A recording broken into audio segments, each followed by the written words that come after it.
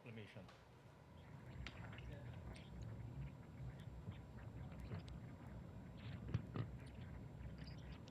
All persons are commanded to keep silent under pain of penalty while the impeachment court is in session for the trial of Vice President Sara Duterte. The impeachment trial of Vice President Sara Duterte is hereby called to order. We shall be led in prayer by Senator Bam Aquino.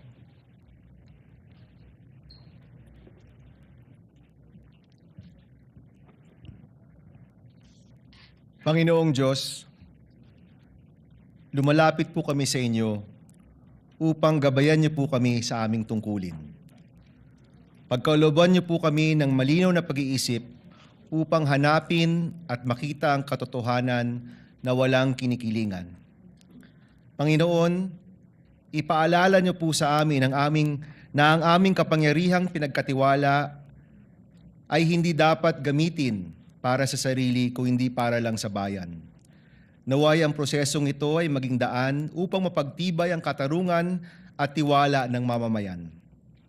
Panginoon, sa gitna ng prosesong ito, sa kabila ng mga magkakaibang pananaw at paninindigan, dalangin namin na magkaisa kaming lahat alang-alang sa katotohanan at katarungan. Pagkalooban niyo po kami ng lakas ng loob na ipaglaban ang tama ng karunungang kumilala sa katotohanan at ng pusong laging inuuna ang kapakanan ng inang bayan. Ito po ang aming taimtim na panalangin. Sa ngalan ng Ama, ng Anak, at ng Espiritu Santo. Amen. The Clerk of Court will now call the roll. Roll call of members. The Honorable Senator Judge Aquino. Senator Judge Cayetano Alan. Senator Judge Cayetano Pia. Senator Judge De La Rosa. Senator Judge Ejercito. Senator Judge Escudero. Senator Judge Estrada. Senator Judge Go. Senator Judge Ontiveros. Senator Judge Lacson. Senator Judge Lapid. Senator Judge Legarda. Senator Judge Marcoleta. Senator Judge Marcos. Senator Judge Padilla. Senator Judge Pangilinan. Senator Judge Soto III. Senator Judge Tulfo Erwin. Senator Judge Tulfo Rafi. Senator Judge Villanueva. Senator Judge Villar Camille. Senator Judge Villar Mark. Senator Judge Zubiri. The Senate President. With 21 senators present, the Chair declares the presence of a quorum. The court was convened on May 18, 2026. For the record, since then, the court has issued summons and conducted pre-trial proceedings which are all made part of the records of this case. Resolution number 39, or the Rules of Procedure of Impeachment Trials, as amended, shall continue to apply.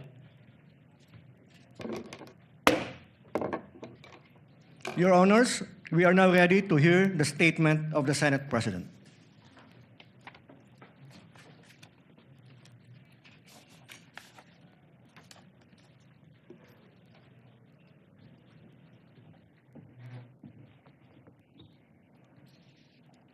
Before we begin, with the court's kind indulgence, I wish to deliver a brief opening statement. Ladies and gentlemen, distinguished senator judges, sa araw na ito, binubuksan natin ang pagdinig sa kasong impeachment laban sa pangalawang Pangulo ng Republika ng Pilipinas, ang kagalang-galang na Sara Duterte, alinsunod sa ating saligang batas.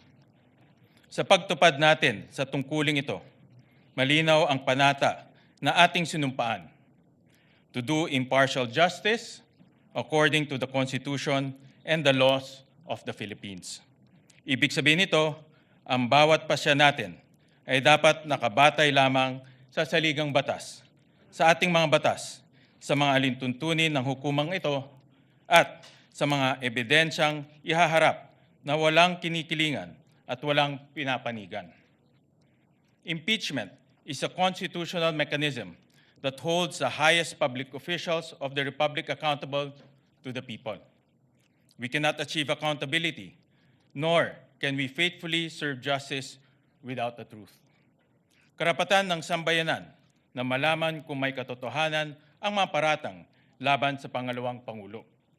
Tungkulin nating timbangin ang mga ebidensyang ihaharap at tiyakin ang ating magiging pasya ay nakabatay lamang sa batas at sa mga katotohanang mapatutunayan sa paglilitis.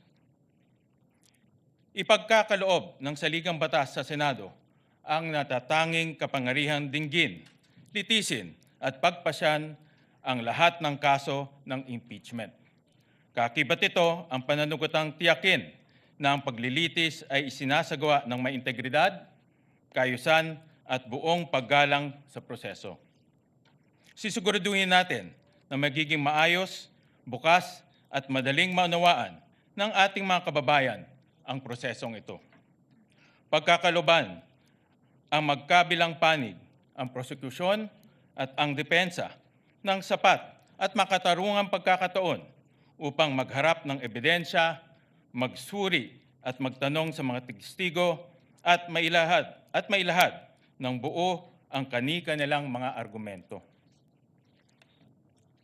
Sa ganitong paraan, may hiharap sa taong bayan ang malinaw na batayan upang maunawaan ang mga isyong nakapaloob sa Articles of Impeachment. Sa kasabayan ng paghahanap sa katotohanan, ang tungkulin natin tiyakin, iginagalang ang mga karapatan ng bawat panig, lalo na ang karapatan ng respondent Vice President sa isang patas at makatarungan paglilitis.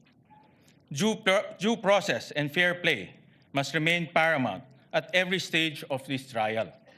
Let us be firm in the search for truth. Let us remain faithful to the rules of this court, the rule of law, and above all, the Constitution. Nakatutok ang buong sambayanan. Bawat kilos, salita, at pagpapasyang ating gagawin ay huhubog sa kasaysayan. At ang kasaysayan ang huling huhusga kung tayo ay kumilos ng tapat at nararapat. Nais kong bigyan ng katiyakan ng lahat, lalo na ang ating mga kababayan. Gagampanan ko ang aking tungkulin ng patas at may katapatan. Magalang kong hinihikayat ang bawat senator judge naway ito pa rin natin ang ating tungkulin ng may dangal at pananugatan sa ating konstitusyon upang maging karapat-dapat tayo sa tiwalang ipinagkaloob sa atin ng sambayanang Pilipino. Thank you, distinguished Senator Judges.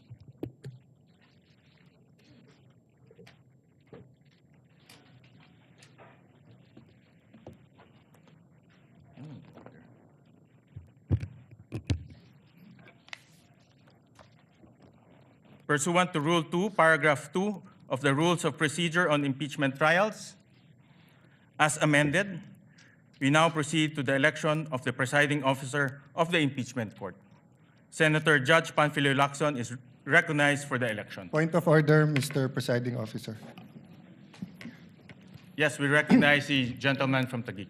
Thank you, Mr. President. Mr. President, Mr. Senate President and Presiding Officer, as the preamble of the Constitution said, imploring the aid of the Almighty God, and as you said yourself, that every stage of this impeachment, we have to make sure na patas, we have to make sure na may due process, we have to make sure that it is fair. It is very clear in the Constitution of the Philippines that the presiding officer is the Senate President. Section 3, Paragraph 6 of Article 11 of the 1987 Constitution, the Senate shall have the sole power to try and decide. All cases of impeachment, when sitting for that purpose, the senator shall be on oath or affirmation. When the President of the Philippines is on trial, the Chief Justice of the Supreme Court shall preside, but shall not vote. No person shall be convicted without the concurrence of 2/3 of all the members of the Senate. I will go to that other 2/3 inquiry later on because this is another threshold issue, Mr. President. But to further the point of order with the indulgence of Senator Lacson so that we can discuss this intelligently. On the final question of whether impeachment, on the issue of who shall preside, under the Constitution, it may seem that it does not say who should preside. But if you look at the records of the Constitutional Commission, number 40, 26 July 1986, the framers deliberately chose the phrase, sorry, Mr. President.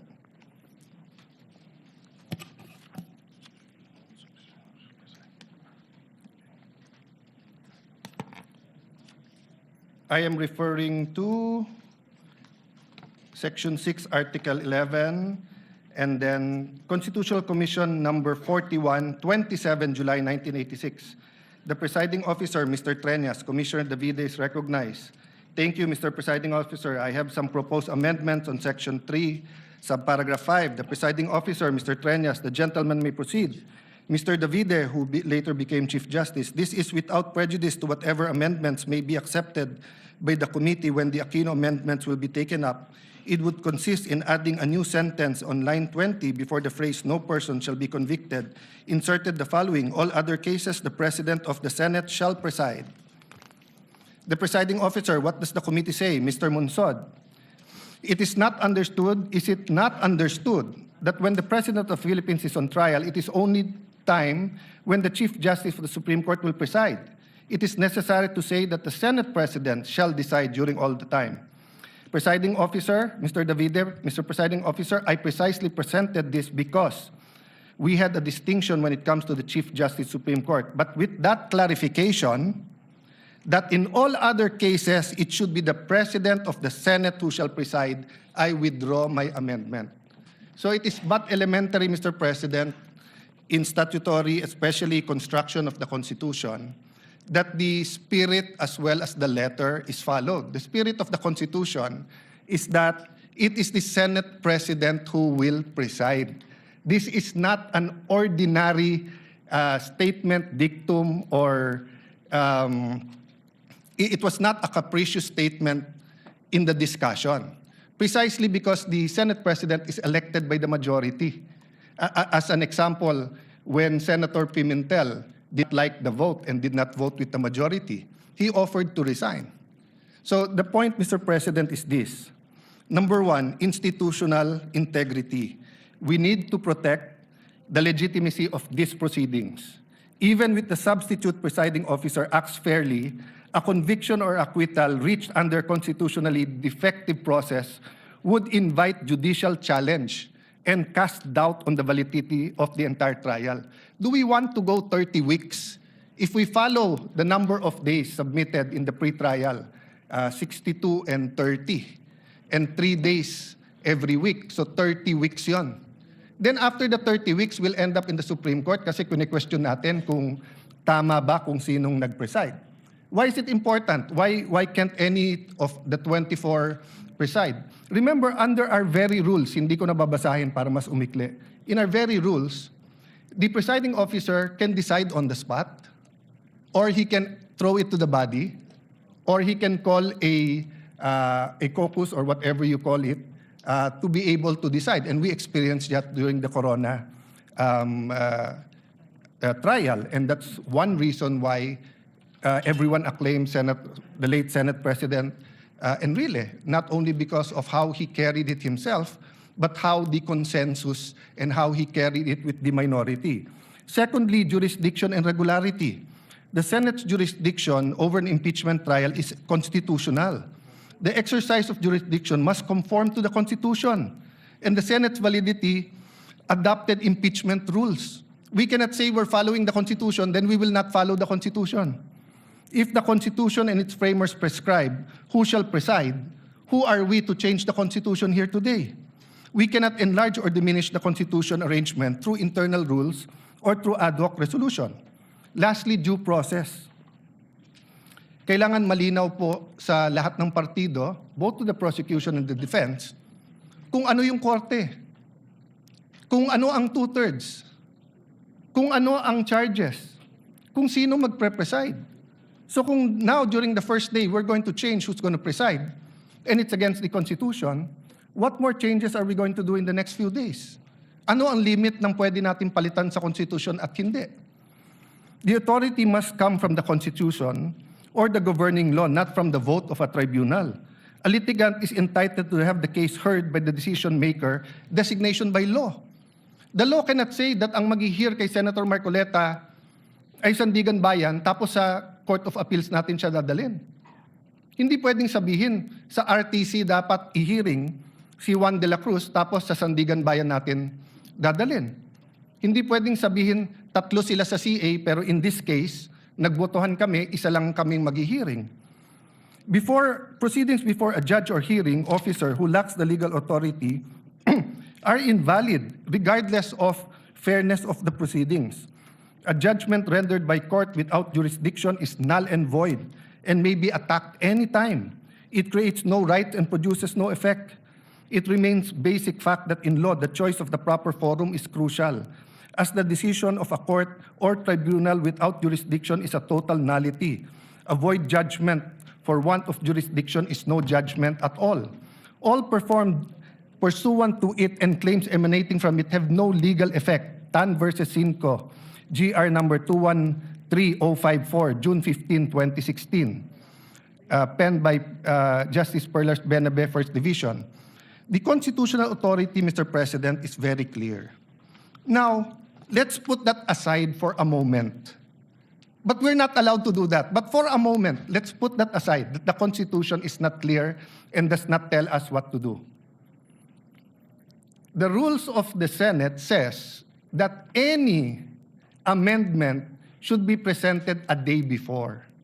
And that's why the then minority, when I was Senate President, walked out, because your contention was, when we gave it to the Committee on Rules, kahit mahigit isang araw na at binabalik ng rules, we did not follow the rules.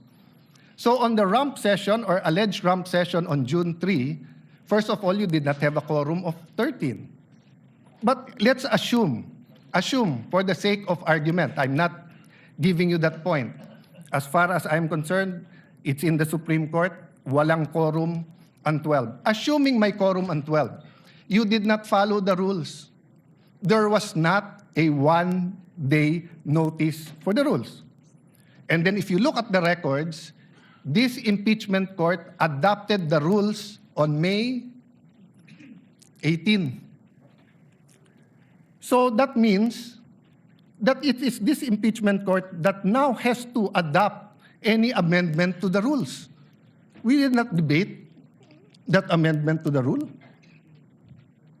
We cannot now just change the rules. We're here for the opening statements. We're here for the trial. Are we here to change the rules? We're changing the rules here today, Mr. President. So, Mr. President, later on I'll ask permission to talk about yung two-thirds, because both the issue of the presiding officer and the issue of what constitutes two-thirds of all members is a threshold issue. Para maintindihan lang po ng lahat, lalo po sa mga kababayan natin na nanonood, Merriam-Webster, simple definition, a threshold issue is a preliminary question, minimum requirement, or foundation condition that must be met or resolved before proceeding to the substantive merits of a case, project, or process. In this initial criteria, if this initial criteria is not satisfied, further action is typically dismissed or halted. I want to avoid that this impeachment trial will be declared null and void. I want to avoid walkouts. I want to avoid any delays, Mr. President. The Senate President is more than capable. He said he is willing. He said he is ready. He has been in many situations in his life that people say you cannot do it, but he has done well. He has studied. So what is the issue? Why do we have to vote for a presiding officer, Mr. President? Why can't we follow the Constitution? So the point of order, Mr. President, is that amending the rules, implementing a null and void rule, and violating the Constitution will endanger this whole hearing, Mr. President. So please rule on the point of order, and I hope that the Senate President, who is more than able, will preside. Thank you to the gentleman from Taguig. Before I express my views on the matter, let me just put into the record the facts on when we amended Rule 2 of the Rules of Procedure on the impeachment trials. On June 3, 2026, Senator Juan Miguel Zubiri proposed Senate Resolution number 430, and that was adopted during that time. And then, on the same day, the same resolution was adopted and renumbered to Resolution number 40. It was published on June 9, 2026, in the Philippine Daily Inquirer, as well as Malaya. During that time, in June 3, when we amended the rules, everyone had the opportunity to express their views regarding the proposed resolution. And since no one objected, we adopted Resolution number 430 and renumbered it to Resolution number 40. That is anchored on our Constitution, Article 6, Section 3, Paragraph 8 of the Constitution, that the Congress shall promulgate its rules on impeachment to effectively carry out the purpose of this section. So my view to the Mr. good President, gentleman, Mr. the President, good if- gentleman from, yeah, let me just finish, okay. sir. My view is this resolution has been duly approved, and everyone was given an opportunity to discuss that, to object. However, it was no one objected to that resolution, and it was duly approved by the body. So any discussion regarding this resolution should be discussed in plenary when the Senate convenes as a legislative body. In the past precedents, during the era impeachment, November 15, 2020, the body as well approved the rules of impeachment in plenary. During the Corona impeachment, March 23, 2011, once again, Resolution number 39 was adopted in plenary. So any issues pertaining to this resolution should be discussed in plenary when the Senate convenes as a legislative body. So that is the position of the chair and the view of the chair on this matter. Sir President, first, may I dispute that you used the word fact. It is not a fact that the rules were changed because it is being disputed that first, there was no quorum at that day. Second, if we are going to amend the rules of impeachment for the impeachment trial in plenary under the rules of the Senate, Section 136, second paragraph says, the rules may be amended by means of a motion that should be presented at least one day before its consideration. It was not presented on June 2. So we did not follow our rules. So a rule that was passed that did not follow our rules, or amendment that was passed that did not follow our rules, is void. You cannot get anything out of it. It is a nullity. So if today we pass a change in our rules and we do not follow our own rules in changing that rules, we cannot follow that rules. Secondly, Mr. President, the impeachment court already adopted our rules. Iba po ang plenary, tama po kayo doon, I agree with you there. Iba po yung impeachment court. So is the impeachment court now hostage or subject to whatever changes the legislative body does and we will not adopt? Then why did we adopt the rules when we took our oath? We adopted it because the impeachment court is not powerless to talk about our rules. But finally, Mr. President, for the sake of argument, just for the sake of argument, wag na natin tignan yung mga amendments. It's against the Constitution. So can the impeachment court disobey the Constitution? If the Constitution says the presiding officer should be the Senate President, can we now say na no, pagbotohan natin kung sino? Because if we say that we can, what next? Will we add to the articles of impeachment? Will we lower the bar of the quantum of evidence needed? Will we say that baliwala na yung pre-trial brief at bahala na si Batman? So, Mr. President, I thought that's why we have the rules. Because when we have the rules, it dictates fair play. And the rule says it is the Senate President who will preside. So if now we're not going to follow the rules, anong pinag-uusapan natin patas? Anong pinag-uusapan natin due process? Anong pinag-uusapan natin na fairness? It is who we chose as Senate President is a political. So we made our case doon na we would have a more fair. You made your case, you got the majority. Now you got the majority, we will give you all the support, Mr. President. But we have to follow the Constitution. We cannot have a trial where we do not follow the Constitution, Mr. President. I think pinaka-basic po yun. Saan sa Constitution po nakalagay, Mr. President, that ang nakalagay dito po, only in case the President. Let me give you a hypothetical. God forbid, God forbid. God forbid may mangyari sa Pangulong Marcos. Maging Pangulo ngayon po, si Sara Duterte. My view is tuloy yung impeachment. Pero, ang magpre-preside na yung Chief Justice. O pwede ba tayo magbotohan na wag yung Chief Justice ang, wag yung Chief Justice ang mag-preside? So how is it possible that today, we're starting out on the wrong foot by arguing who will preside when the Constitution already settled it, Mr. President? So I appeal to my colleagues. There are a lot of accommodations, there are a lot of things, may bigayan talaga dito. May botohan, may caucus, may in-camera discussions. Pero pagdating kung sino magpre-preside na malinaw sa konstitusyon, wag na natin pag-awayan yon. The prosecution is here. I think they're ready. The defense is here. I think they're ready. Let's give the Filipino people, a fair trial. Hindi po fair kung pipiliin natin kung sino ang kahit sinong magaling, kahit ako piliin nyo. Hindi ko po tatanggapin yon kasi mali po yon. Hindi po yun ang nakalagay sa Constitution natin. Very, very clear po sa records ng Constitutional Commission. Walang makaka-amend doon. We are not given any latitude on this matter, Mr. President. I appeal to you, Mr. President. This is your Senate presidency.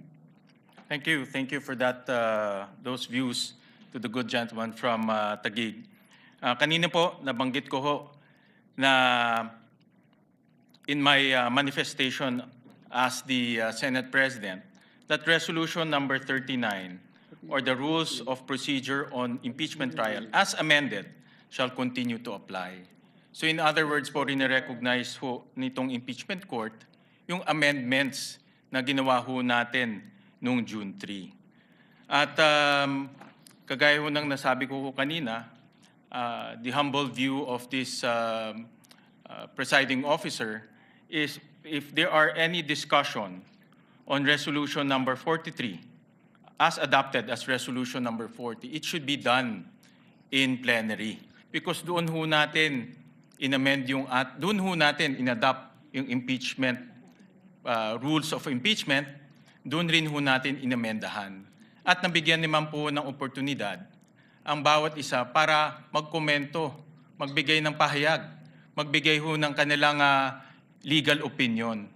Pero at that time, wala naman po ang nag-object at in-adopt po ng Senado in a legislative body. So the position of the chair, if there are any comments, any legal opinions, any issues, it should be done through the legislative body of the Senate. Mr. President, there is no conflict, Mr. President, with your permission, Mr. President. There's no conflict. If you want to discuss it, in 3 weeks may session na tayo. So all we have to do today is follow the Constitution. You preside, then pagdating ng plenary, then we can debate whether we are allowed to amend the Constitution or not. Because, Mr. President, that's why I premise this not as a parliamentary inquiry or as a point of information or whatever we may call it. That's why it's a point of order. A higher point of order than the point of order in the rules is a point of order in the Constitution. The Constitution says it is the Senate President who will preside. So are we saying now, Mr. President, that the rules can amend the Constitution? Is that the ruling of the chair? Before I make my final ruling on this matter, may I recognize the gentleman from Pampanga, Senator Kiko Pangilinan. Thank you, Senate President. Mr. President, with all due respect, the Constitution does not provide that the Senate President must preside in cases of impeachment trial. What the Constitution provides is that when the President is undergoing impeachment, going through the trial, is being tried, the Chief Justice must preside. Nowhere in the Constitution, in the provisions on public accountability and impeachment, does it say that the Senate President must preside when the Vice President is under trial or any other impeachable officer. And precisely because of this, and precisely because the Constitution likewise allows Congress, not the impeachment court, Congress, to promulgate its own rules, which is what the Senate did in June 3.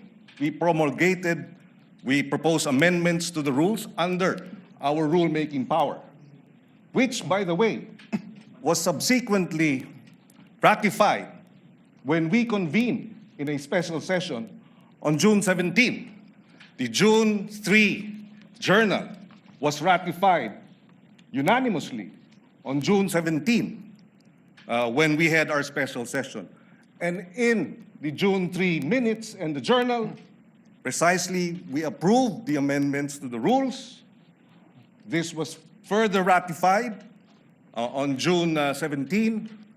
Therefore, it is considered regular. The presumption of regularity now comes into force. But having said that, Mr. President, the good gentleman from Taguig has brought this matter before the Supreme Court. And we agree with the point earlier raised by the Senate President. This matter should be either discussed in the Senate in plenary as a legislative body, or if he has questions which may in fact turn out to be valid, he has brought this matter before the Supreme Court. And therefore, this impeachment court is not the venue for this debate, Mr. President. If there is anyone who is out of order, with due respect, I think the proper process is the matter is pending before the Supreme Court. There is no temporary restraining order. There was a request for a status quo ante order. It was not granted. And therefore, the presumption of regularity behooves us as an impeachment court to proceed. And finally, Mr. President, allow me to reiterate, the point of order is improper. In fact, the debate on this matter here in the impeachment court is out of order, Mr. President. Sir For the President. record. Sir President, So before you decide, Mr. President. the chair has already Mr. ruled. President, before you rule, The chair has Senator already Pia wants ruled. to ask for the floor. Just And 2 minutes. may I respond to May Senator Well, Pangilinan? allow the gentleman from Taguig to rebut for 2 minutes, and then we will make the final Yes. ruling. Before I rebut, I'm from Ateneo Law School, and what they taught us there is that you look at the records of the Constitutional Commission, and then pag klaro, klaro. But let's call someone from UP Law to see whether they were taught the same thing. Senator Pia, may I ask that Senator Pia be We recognized recognize the before I get my gentlelady 2 from minutes? Taguig, Senator Pia Cayetano. Thank you, Mr. President. It's not an Ateneo UP issue, but always happy to stand before our colleagues and share our experience in the UP College of Law. I was prepared to address this to all our members of the bar in the Senate. But since it is Senator Kiko, my schoolmate, my teammate actually in the UP volleyball varsity team who stood up, I'll also specifically address it to Senator Kiko. So dear Senator Kiko and our colleagues in the majority, knowing that you have members in the majority that are lawyers, and for those who are not lawyers, you definitely have consultants who are lawyers. Wala naman siguro ni isang senador dito na walang consultant na abogado. Kahit ako abogado, ang dami ko hong staff na abogado din. Why? Because these are legal issues. We need to talk to the experts. Kung pag-uusapan natin ang mental health, physical health ng Vice President, then of course we will not listen to lawyers. We will listen to doctors, di ba? So this is a legal issue. Let's hear what the lawyers have to say. But let me just quote, because I know the Senate President doesn't have time to call on all the lawyers. So if you ask your lawyers in your staff, I'm sure nag-abala sila to look at the constitutional records, to look at the journal. I'm sure. And if they did not, please take your cell phone now and text your staff. What does the constitutional journal, the records of the debate show? Sinabi na po ni Senator Alan Cayetano, you can question him, you can doubt him, ask your staff. May I ask you, dear colleagues, let's do our job well. The same way when you stand up and you tell me to do my job well and you disagree, I disagree with your point of view, I will listen intently to your point of view. And I'm looking at each one of you because this is our solemn duty. What does the Constitution say? Nakalagay doon, the Chief Justice, pag the President. Silent nga po sa iba. So sabi ng iba, at yan ang sinasabi ng Senate President natin na mukhang pwedeng iba. So we looked at what the constitutional framers said. What did they say? Nagdebate na po sila, colleagues. Nagdidebate tayo dito. Pag sinabi ng sponsor, ito na yung paliwanag, yung nag-i-interpolate at nagbibigay ng amendment, sinasabi niya, okay, yung pala paliwanag mo, okay na ako. No need to amend. Yun at yun din ang sinabi. Let's place ourselves in that position. Because that happens to us every day. Every day, somebody stands up and says, ano ibig sabihin nito? And the sponsor will explain. Pag hindi maliwanag, sasabihin nung nag-i-interpolate or nag-a-amend, ay, papa-amend ko kasi hindi maliwanag or I want to improve it. Pero kung nagkaintindihan naman, okay na. Eh, yun nga yung binasa. Tanungin nyo naman po yung staff nyo. Or let's pause, let's all get a copy. Let's show it. Because this is the foundation of this trial na tama yung nakaupong presiding officer. So that's my first point. Mag-abala naman tayo. Read it yourself, ask your staff to print a copy. In fact, on that note, may I ask Senator Alan's staff to print a copy and give it to all our colleagues. Mabilis lang yan, hindi na yan mapapatagalan. Show it. We can take judicial notice naman po siguro of it. Siguro naman, alam na natin ang ibig sabihin ng judicial notice. You can go to the actual records. Nandito na makakuha naman natin yon kung pagdududahan nyo yung ipapaprint ko. So that's my first point. My second point, Mr. President, is addressed to His Honor. If His Honor will insist that we have to call a regular session, we have to be in session to amend the impeachment rules, eh di tawagan niyo po ang Malacanang. Nagpa-special session naman po siya, di ba, with all due respect, to pass the National Orchid Law. To pass, what else? Ano, tatlo yun eh. Oo nga, yun nga, yung waling-waling as National Orchid. Ano pa yung dalawa? No, I know, I'm not questioning it. I'm saying that there was a special session called to pass 3 laws. Naalala ko yung waling-waling because I love it. This is important. O ano pa yung dalawa? Unfortunately, hindi ko na maalala. Dalawang naturalization. Sports-minded po tayo. Love po natin yun. Nagkaroon ba ng laban between now and July para mag-special session tayo para doon? Hindi ko alam. But in any case, ito importante ito, di ba? E di kung pa-i-insist nyo na yung impeachment amendment na yan kailangan gawin ng special session, eh, papatawag tayo ng special session. Mukha namang very supportive naman ang Malacanang sa majority. Di ho ba? Pero I take the position that we are in impeachment court. We are already an impeachment court. Therefore, the amendments must happen here. Medyo common sense din naman po yan. I rest my case. Yun lang po. But as soon as the copies come, I will give it to you. Colleagues, look at it. Huwag tayong majority-minority botohan. Ayusin natin yung pagboboto natin dahil pinapanood tayo, pinapaniwalaan tayo, at umaasa sa atin ang taong bayan. Maraming salamat po. Once again, it is, again, before the chair rules, let me acknowledge a former Senate President, Senator Tito Soto. Thank you, Mr. President. Tama-tama yung sinabi ng distinguished lady from Taguig.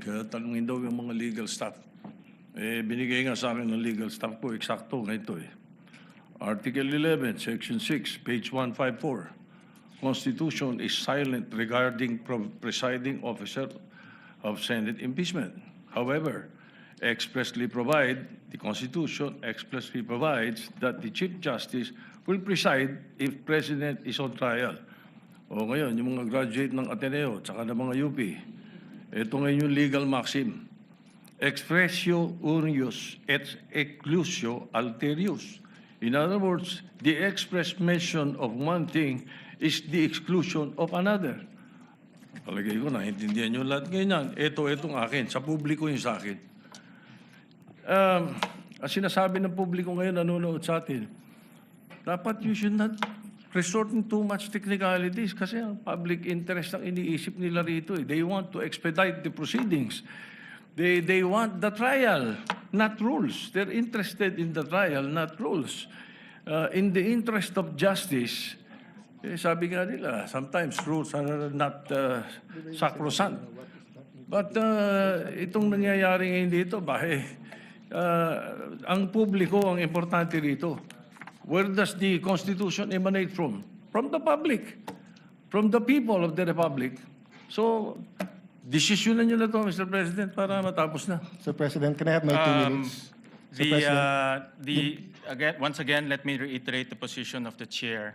My humble position is that this matter should be discussed during plenary when the Senate is convened as a legislative body.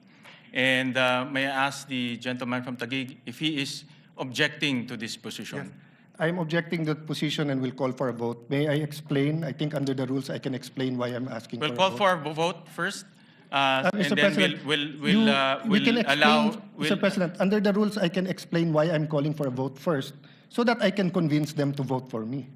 No, under the rules, When you object, there's an Mr. objection. The vote will proceed without any explanation. President, and after under that, the we will rules- allow the gentleman from Taguig to explain his vote. Mr. President, So we call for Mr. President, a division of the President. House. So those who are Sir President, Mr. President, when you Wait, object, you're those- allowed to explain your Senator- objection and state Senator your Lacson objection. is recognized. Thank you. Your Honors, pursuant to Rule 2 of the Rules of Procedures on Impeachment Trials, as amended, I move to elect Senator Judge Francis Joseph Guevara Escudero as the presiding officer of this impeachment court. Objection, Mr. President, and may I allow to... We proceed Objection, to... Mr. President, I'm allowed to object and I'm allowed to Yes, explain you're my allowed to objection. object. You are allowed to object, but we will proceed No, Mr. with President. the division Mr. of the President, House. point of So order. those who are, Point of order, those who Mr. are in President. favor of the Sir motion President, of Senator you're allowed to Lacson, explain para please- ma-convince mo nga please yung raise iba. your hand. We will vote by raising of hands. So those who are in favor of the motion of Senator Lacson electing Senator Chis Escudero as the presiding officer, please raise your hand. The clerk of court is directed to count the votes. No, in our rules parliamentary procedure.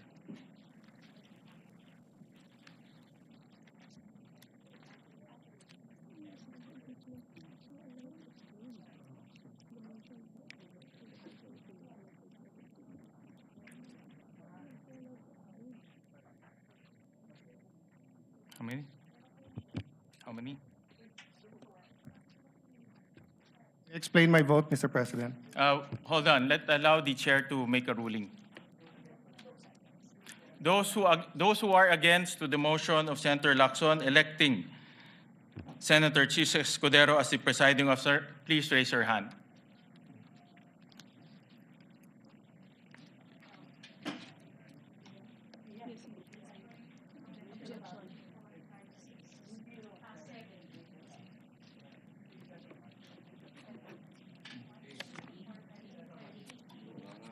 Ilan?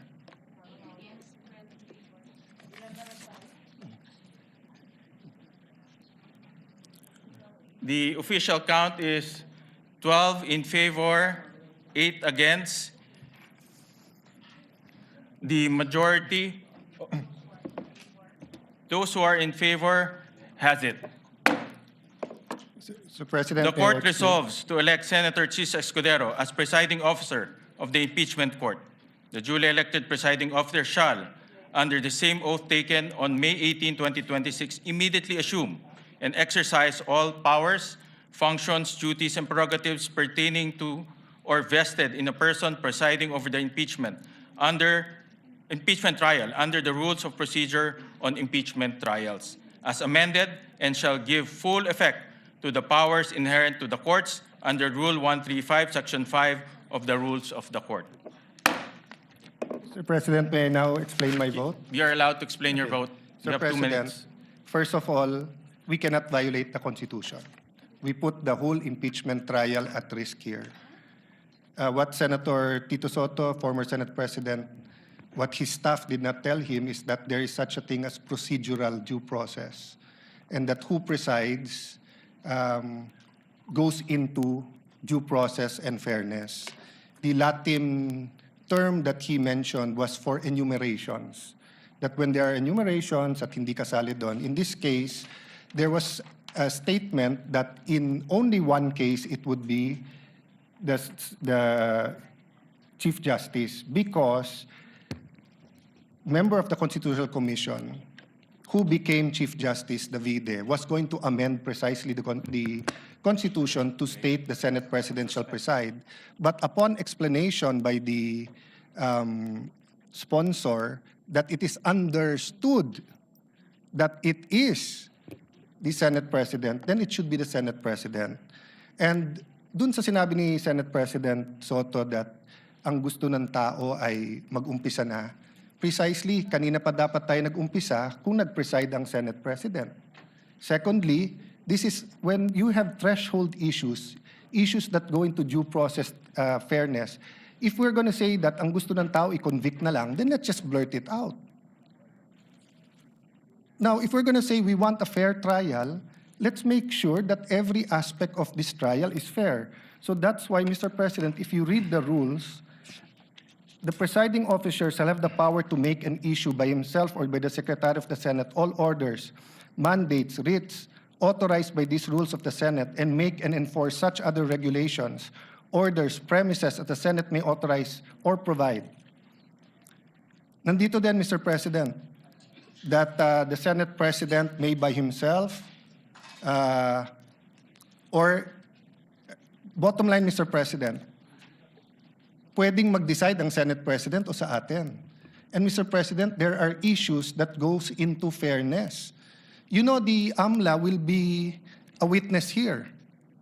And I have information that the 20 years AMLA records of Senator Escudero and his credit cards and bank accounts were all opened up in the office of the Senate President, where members of the Blue Ribbon Committee was here. Then we're going to ask him to preside. So there's a problem with, this is my explanation. This is my explanation. To the gentleman This is from the factual gate. and this is my explanation. So I will stop there. With all due respect, your statement's already out of order. It has nothing to do with the topic on hand. No, Mr. And President. the presiding officer will strike off It has all to do with this. will strike off It has all to do. the I do not, statements Mr. President, pertaining to Senator Mr. Escudero. President, kaibigan ko si I Senator direct the Escudero. stenographers to I strike don't off doubt these him. statements. He is the victim here. I'm not doubting him. I'm not doubting he will be fair. I am saying, do we want a fair suspend trial the or not, session Mr. for a few President? minutes to request the presiding officer, Senator Chis Escudero, to ascend the rostrum. Session Mr. suspended. President, on this issue, still on this issue,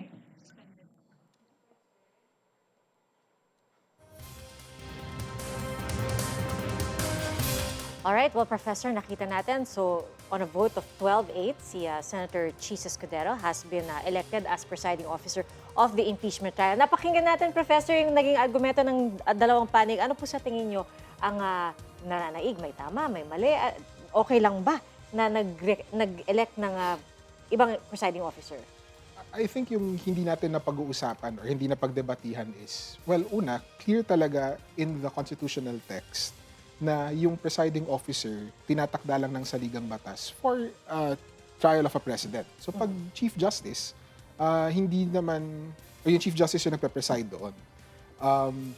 No one mentioned in the whole debate that there is a provision in Article 11, Section 3, which says that the Senate shall promulgate its rules of procedure to implement the impeachment provisions. So if yung commitment ng saligang batas natin mismo is, yung Senate and all other things, kayo magde-decide kung paano nyo patatakbuhin yung trial, then the issuance of rules that allow for the selection of a different presiding officer should be above board as long as pumasa siya doon sa proseso ng pagpapasa ng patakaran or rules ng Senado. So I think, nakita natin yung tagisan between yung discussions on the constitutional framers. One thing that and medyo nalungkot ako dun sa UP versus Ateneo. I've been lucky to teach in both schools. And I think the common teaching is that, look at the text first. What does the text say? And only kapag hindi malinaw yung text, that's the only time we look at the framers. And even then, yung framers ng Constitution natin, they are important, but hindi sila yung final word on what the Constitution means. There's an old case, Civil Liberties Union versus Executive Secretary, where they say na yung framers, ang intent na tinitignan natin is actually the intent of the people. Best guess lang yung intent of the framers. So, for all of this, I think above board naman yung patakaran ng Senado to elect the different presiding officer pursuant to the rules that they promulgated. And this was done sa special session. Okay lang din. Parang katanggap-tanggap na ginagawa yon in a special session. Yes, I don't think it's a problem. Kasi when the Senate is in special session, it exercises the full breadth of yung legislative power niya. Right? It doesn't become a half Congress lang naman kapag naka-special session siya. And generally, following Senate practice, napapalitan lang talaga ang rules nila kapag naka-session ang Senado. The Senate is not in session supposedly today, di ba? Kasi naka-recess sila and they're doing the trial regardless. So, all of this said, mukhang enough naman, yung threshold to pass that rule change. I think nagkaroon ng clarification na confirm pa yun noong nagkaroon na ng special session. And therefore, I don't think there should be any doubt. And medyo distracting itong point ng presiding officer doon sa larger reason why the Senate is meeting today, which is to hear the opening arguments and yung evidence against the Vice President. Nabanggit niyo po na it's just a small matter at hand if you're talking about the actual impeachment of the Vice President. Gano'n nga ba kahalaga ang posisyon ng presiding officer? Kasi hindi naman siya, it's not like in a regular court na he's the judge and he will make the sole decision. Tama po ba? Yes, I think for the last 2 months, we've been over-fixated on the Senate presidency. But yung sa saligang batas natin, all of the powers of the Senate, including the powers of impeachment, are vested on a whole chamber. So it's not just the one person, yung Senate President. Important actually yung individual votes. He gets just one vote like all of his colleagues. So in impeachment, yung importance ng presiding officer is siya kasi yung nagro-rule preliminarily on objections. Ibig sabihin nun, kapag may technical objection doon sa ginagawa ng mga lawyers either of the prosecution or defense, yung unang nagro-rule doon ay yung Senate President. And it's only the rest of the Senate coming in kapag may procedural issue and may nagtawag na, let's vote on this matter. But for 90% of the time, or probably even more, Senate President lang yung nagdidikta. But other than that, it's one vote in relation to impeachment. And I think mas mahalaga, going to Senator Tito Soto's point, yung public, ang hinahanap nila ngayon, ano ba yung sinasabi ng ebidensya? Instead, naipit tayo in more than 1 hour na pinag-aawayan lang kung sino yung presiding officer. Something which was based on a rule change that could have been questioned at a different time. Hindi sa mismong araw ng trial. Yes, hindi sa mismong araw ng trial. Kasi questionable in the first place yung power ng Senate to change the rules of the Senate, including the rules on impeachment, at this point. Kasi wala nga sila sa session. Linawin ko lang, Professor, halimbawa, so during the course of the trial, ang presiding officer, meron siyang naging ruling. Kung hindi naman nagustuhan ng ilang senador, pwede nilang questionin ang ruling. Yes, nasa rules of procedure ng Senate impeachment or impeachment trials in the Senate na kung hindi sila happy doon sa ruling ng Senate President, any member can call for a vote. And again, majority wins. No? Yung Senate President only gets one vote there. So pasok yun dun sa initial natin na pinag-usapan that this is ultimately a political process. At tama yung point actually ni Senator Pia na hindi lang siya majority-minority. We expect our senators to act morally upright, to look at yung important na pinag-aawayan talaga sa kaso na to, which is the substance of the case. But certainly, at the end of the day, boto ang nagdadala and you saw a 12-8 vote on this issue. Sabi ni Senator Alan Cayetano kanina, no, nung pinipresenta niya yung kanyang mga argumento na magiging problema kung tatagal lang paglilitis ng 30 weeks or ilang buwan. Tapos, hindi pala na-resolve yung issue ng presiding officer. Tingin niyo po ba magiging problema ito? I don't think so. I think we have practice precedent to look into this. Noong 2012, si Chief Justice Corona was under impeachment. And one of the things that he questioned were certain Senate orders and certain Senate procedures. He filed a petition with the Supreme Court even before naglabas ng judgment yung impeachment court rather. And when the impeachment court convicted him, the Supreme Court didn't say na we will look into the objections you have raised. It said na tapos na yung laban. Moot na yung kaso and we will move on. So it's a good indication na when it comes to impeachment and its procedure, malaki yung kumpiyansa na binibigay ng Korte Suprema historically doon sa Senado, pag nag-trial na yung Senado. Kasi sa saligang batas natin, malinaw naman yung textual commitment, no? Yung inasa talaga ng text ng Constitution na pagdating sa trial ng isang impeachable officer, yung Senate ay yung may sole power to try. My vote. The lady has 2 minutes. Thank you. Dear colleagues, my explanation includes a reminder to all of you na kung di nyo kasundo si Alan, malamang kasundo nyo ako. So, if sarado ang pag-iisip nyo na si Alan nagpaliwanag, ako naman ang magpapaliwanag. Pagbigyan nyo naman ako. But what I'm saying is not new from what Senator Alan Cayetano expressed. And I have here copies of the constitutional verbatim debate on this provision. And as Senator Alan read, sinabi ni Mr. Monsod, is it not understood that when the President of the Philippines is on trial, it is the only time when the Chief Justice of the Supreme Court will preside? Is it necessary to say that the Senate President will preside during all other times? Ulitin ko yung tanong, kasi yun ang tanong natin today. Is it necessary to say in the Constitution that the Senate President will preside during all other times? Ang sagot ni Mr. Davide, Mr. Presiding Officer, I precisely presented that because we have a distinction when it comes to the Chief Justice of the Supreme Court.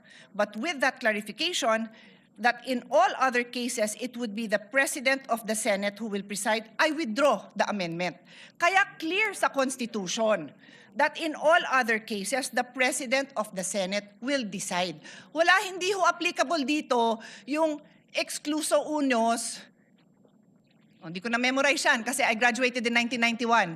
And we took that up in 1987. But the phrase is, pag hindi kasama, excluded. Hindi po applicable yon. With all due respect to our former Senate President, it is the intention of the framers that matter. I will ask the page to help me distribute this among our colleagues.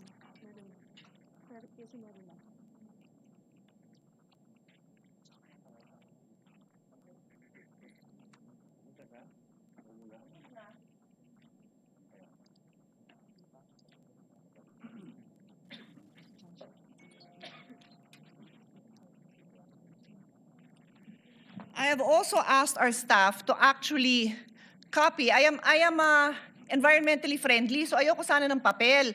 Pero alam ko na hindi po lahat sa atin gumagamit ng digital, ng electronic gadgets, kaya pinapil ko na lang. Pero kailangan ko pakita sa inyo yung mismong nasa journal, yan din yon. Yan din yon, my dear colleagues. Yun lang hiling ko sa inyo, intindihan naman natin yung nandito. Bumoto na. Pero intindihan naman natin kasi this is just the first day. We cannot disregard the Constitution. And I continue, Mr. President.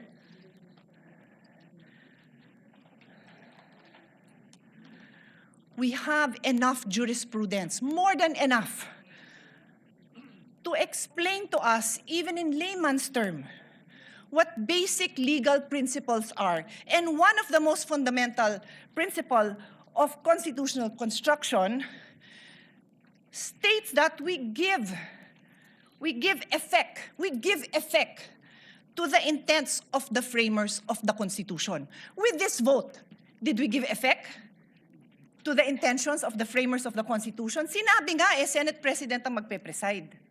Hindi na siguro napakalaking bagay yon dahil kahit sinong ipalit nyo, maayos naman ang mga kasama natin sa colleagues. Sa colleagues natin, maayos naman. Di ho yun ang point. The point is, what are we required to follow? That's why may Constitution. And I will now state, for the record, a few cases that point out that this is what we are supposed to do. Give effect to the Constitution. Lambino versus Commission on Election in GR number 174153, the Supreme Court looked explicitly to the Constitutional Commission deliberation to determine the nature of people's initiative. Because the text was debated, the court used the framers' explicit intention. I repeat, the court used the framers' explicit intention revealed in the plenary debates to prevent deceptive or misleading petition processes and establish a stringent full text requirement. So anong ginawa sa kaso? Tiningnan ang intent ng framers of the Constitution. Another case, Calderon versus Carale, GR number 9163. God bless his soul. Si Dean Carale was my dean. And Senator Imis as well. Senator Kikos as well. He was with my father in the University of Michigan. So, pagbigyan niyo na ako a moment of remembering him. In GR number 91636, the court resolved a dispute regarding the President's power to make appointments without confirmation by the Commission appointment. The court examined the historical and textual context of Article 7, Section 16 of the 1987 Constitution, noting that the clear and express intent of its framers was to exclude presidential appointments from confirmation except for those expressly mentioned. So, balik ko sa kasong to. What was the clear intention? That the Senate President presides. That is the clear intention. Dear colleagues, umpisa pa lang. I beg all of you, makinig naman tayo. Masumunod naman tayo kung ano yung sinasabing trabaho natin. The Constitution, the intention of the framers, and then the clear construct. O another case, Gold Creek Mining Corporation versus Rodriguez. This is a very old case. So yung mga binanggit sa inyo, bago-bago pa yun dahil si Dean Carale, buhay pa naman as of the pandemic. So 2,000 plus. Ito, 66 Philippines, 259. So for lawyers and law students, pag sinabing Philippines, pag yan yung ni-record, alam mo ng 50s, 1940s, something like that. Justice Jose Abad Santos articulated the definitive rule. The fundamental principle of construction is to give effect to the intent of the framers of the organic law and of the people adopting it. Dear colleagues, I can stand here and read more cases to all of us. We have law students. We have freshmen law students, we have fresh graduate, we have bar reviewees listening to us. Tapos tayo pa lang, hindi natin mabigyan pahalaga ang very clear legal principles. Pati yung prosecution and defense nakikinig. Sana po, huwag niyong abalahin yung oras namin. Bigyan niyo naman kami ng maliwanag na mga arguments ninyo because we are willing to listen. Pero colleagues, patunayan naman natin that we are willing to listen. Hindi yung pagpasok natin, nag-prejudge na tayo. Kasi sad to say, mukhang ganon. I tell you, there will be times I probably will not vote with the minority because I believe tama yung sinasabi ng majority. Sana po, yun ang pakita natin sa taong bayan. So, hindi ko naabalahin yung time dahil kakaupo pa lang ng bagong presiding officer, pero ang dami pang kaso that says, look at the intent of the framers of the Constitution. And today, we disregarded the intent of the framers ng Constitution. Magandang hapon po, gaya ng pag-uumpisa ng hearing na ito. We know the remarks of Senator P in connection with their explanation of vote. What is the pleasure of Senator Judge Soto? I'd like to explain my vote also, Mr. The President. gentleman may proceed, and he has 2 minutes. I have Kindly be one line. mindful of the timer. I have one line to say. That's the reason I voted in favor. Because the minutes of the Constitutional Commission are merely research source. What is the pleasure of the Honorable Padilla?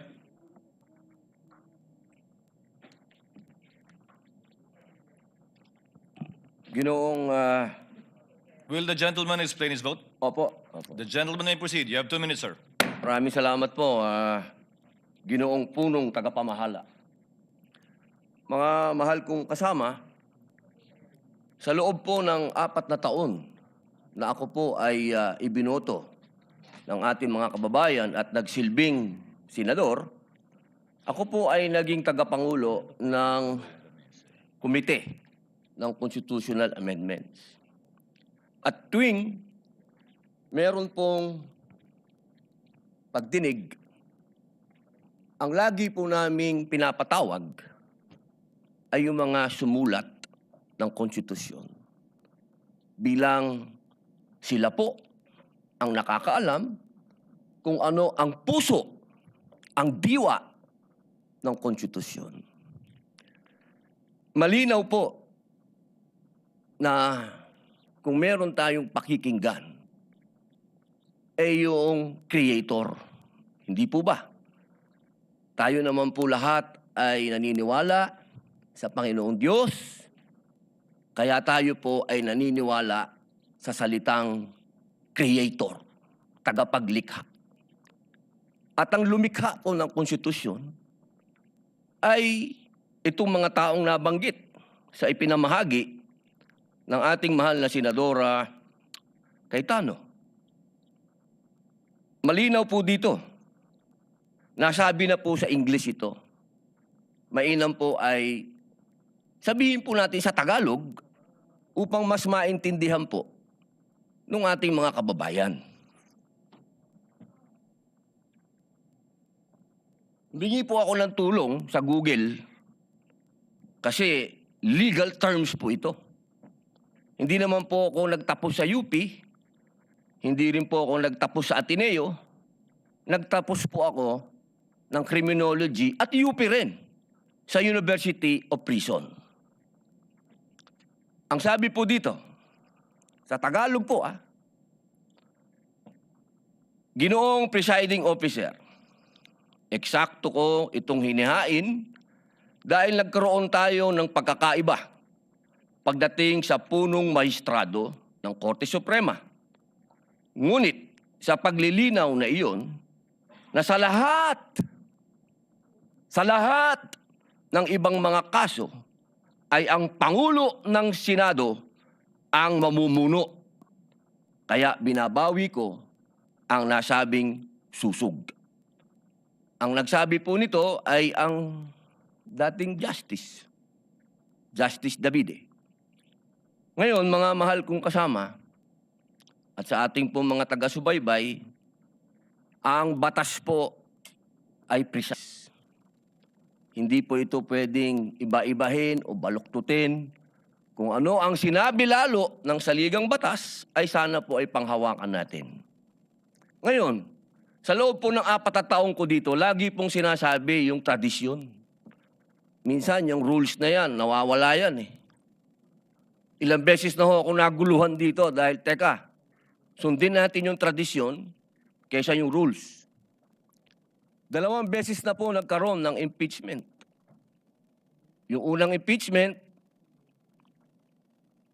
ang nag-preside ay yung Chief Justice, yung kay Pangulong Estrada. Yung sumunod po, nandito na po ako nun. Ang nag-preside ay ang mahal na Bicolanong kaibigan ko, Senador Chis Escudero. Yun po kasi yung nasasabi sa saligang batas at tradisyon. Yun na po yung nangyari. Ngayon, gusto ko pong tanungin yung mga kasama ko sa majority. Personal na tanong po ito. Nung hinihikayat po akong sumama sa majority, isa lang ang sinabi ko. Kung si Senator Chis Escudero, ang kababayan kong Bicolano, ang gagawin yung Senate President, lilipat ako sa inyo. Ang hindi ko maintindihan, bakit ngayon pinipilit natin na ang ating presiding officer si Chis Escudero? Ba't hindi natin siya ginawang Senate President nun? Yun lang po ang tanong ko. Maraming salamat. The remarks of the gentleman is noted. Senator Marcos, what is your pleasure, ma'am? The lady may do so. You have 2 minutes, ma'am. Kindly be mindful of the clock. Yes, thank you very much. Ang sabi sa atin ng bata tayo, kapag mali ang umpisa, mali na ang lahat na susunod. Ayoko naman magkamali sa umpisa pa lamang na napakahalagang paglilitis na ito.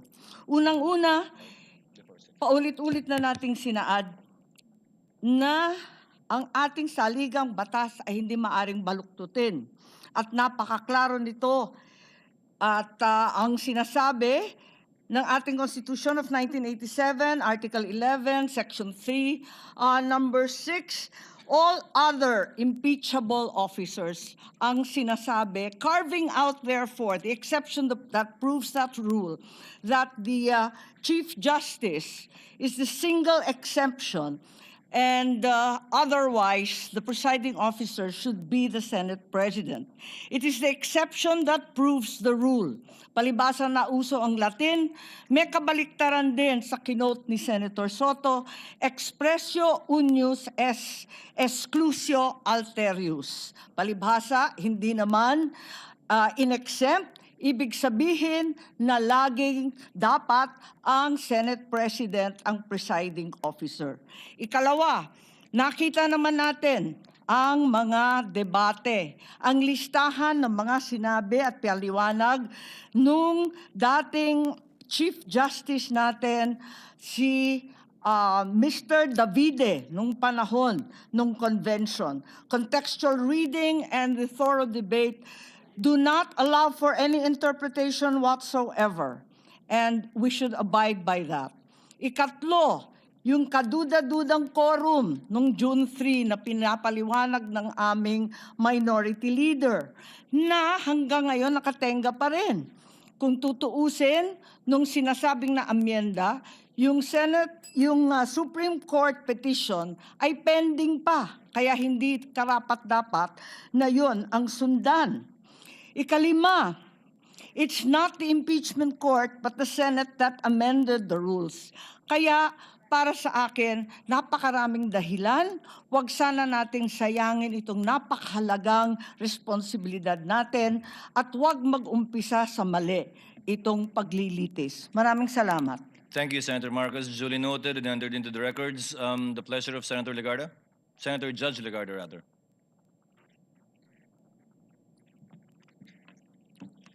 Thank you, Mr. Presiding Officer. Where the Constitution is The silent, lady will explain her vote or make a manifestation. it's a manifestation. Which, The lady may proceed with which her seems like an manifestation. She has 2 explanation of minutes. vote. Thank you. Where the Constitution is silent, the intent of the framers should guide the choice of the presiding officer. Any departure from the traditional arrangement must be approached with caution, as it may place the validity and the legitimacy of the entire impeachment in doubt. Mr. Presiding Officer, I also respectfully place on record that there is a pending challenge before the Supreme Court involving the June 3rd Senate proceedings, including the authority of the body then that adopted Senate Resolution number 430. This manifestation is made to place on record that we are not yielding our position in the pending case and is without prejudice to the final determination of the Supreme Court. Thank you, Mr. Presiding Officer. Thank you, Senator Legarda. The presiding officer would like to make a statement.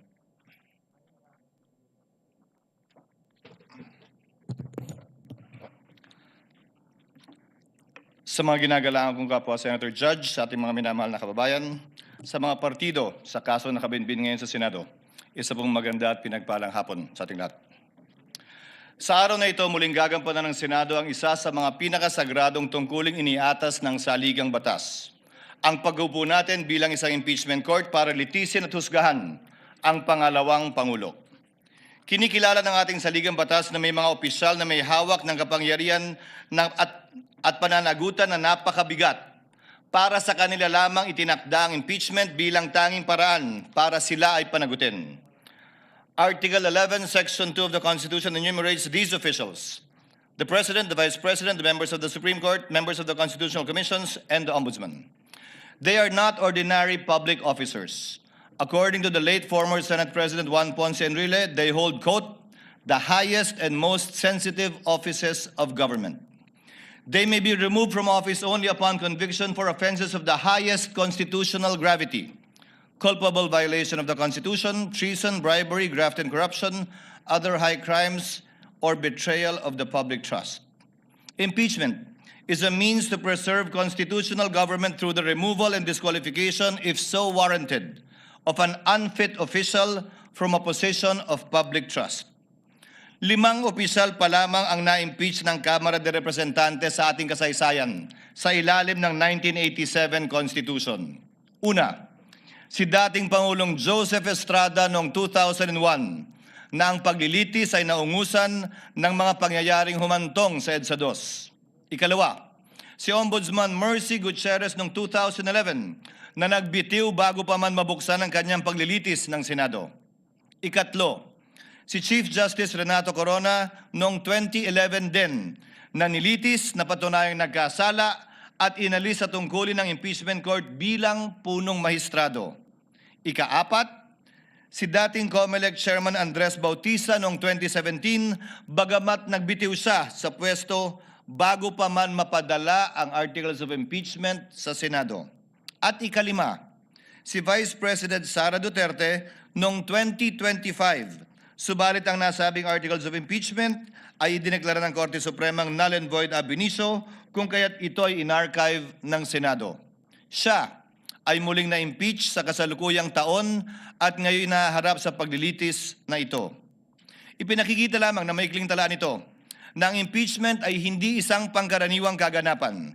Turing nga ng Korte Suprema, quote, it is the most difficult and cumbersome mode of removing a public officer from office. Subalit, ang paglilitis na ito ay hindi lamang hindi pangkaraniwan. Ito ay tunay na bukod tangi. Bakit?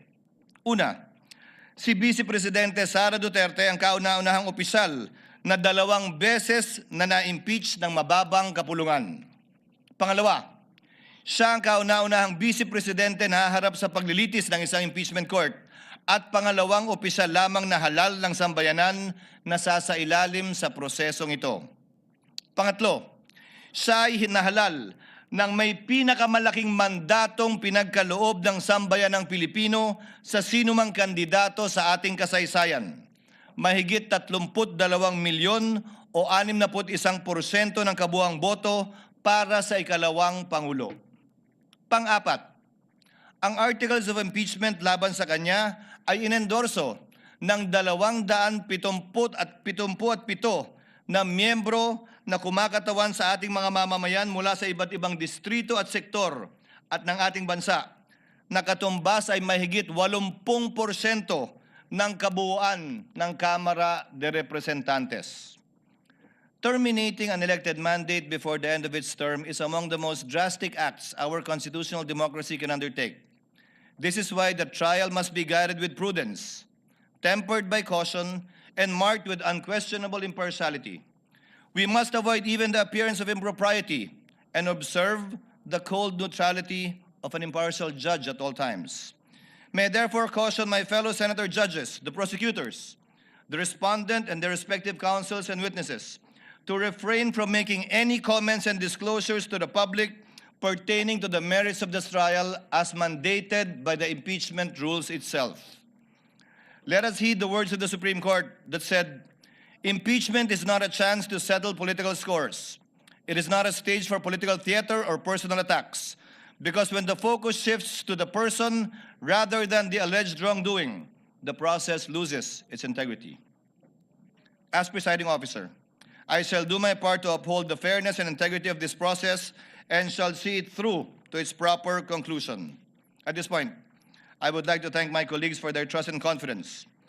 I did not seek nor did I ask for this responsibility, but neither will I shirk from fulfilling this duty without fear or favor. This now brings me to the threshold questions that will guide the conduct of this trial and the rulings of the chair. First, what is the number of votes needed to convict the respondent? Second, what is the quantum of proof required to sustain a judgment of conviction or acquittal in these proceedings? Third, how strictly or liberally will this court apply the rules in resolving questions of procedure and evidence? On the first issue, the Constitution provides that no person shall be convicted without the concurrence of 2/3 of all the members of the Senate. With 24 members of the Senate, a literal interpretation of this means that conviction requires the affirmative vote of at least 16 senator judges. This literal interpretation finds direct support in the 2000 case of Bayan versus Zamora, which concerned the Senate's compliance with the 2/3 vote required to concur in a treaty. Despite having only 23 incumbent senators at that time, then Senator Gloria Macapagal Arroyo was elected as vice president. Therefore, there were only 23 senators. The court held the charter provides that the Senate shall be composed of 24 senators. Without a tinge of doubt, 2/3 of the figure, or not less than 16 members, is an unquestionable compliance with the requisite number of votes mentioned in Section 21 of Article 7. It behooves, therefore, all of us to observe the same fidelity with the Constitution in this trial, which affects not only the mere ratification of a treaty, but more so affects the substantial rights of the respondent, as well as the sovereign will of the people as expressed in the overwhelming mandate given to her. This is the prevailing law today. Whether we agree with it or not, we must abide by it.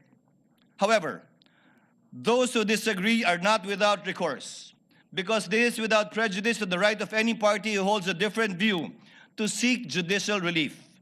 And should the Supreme Court, who possesses the sole authority to interpret the Constitution by virtue of its power of judicial review, render a different ruling on this question other than what the chair has stated, this court and this representation shall faithfully abide by that ruling of the Supreme Court.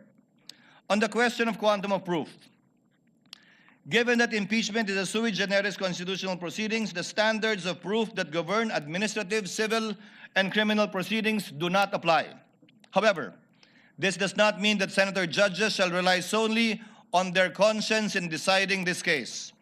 No less than the Supreme Court also said that, quote, decisions regarding whether to acquit or convict must be based upon clear charges supported by sufficiently clear and convincing evidence. Furthermore, let me be clear that the burden of proof in these proceedings rests upon the prosecution. It does not and will not shift. The respondent is afforded the presumption of innocence and has no obligation to disprove the charges against her.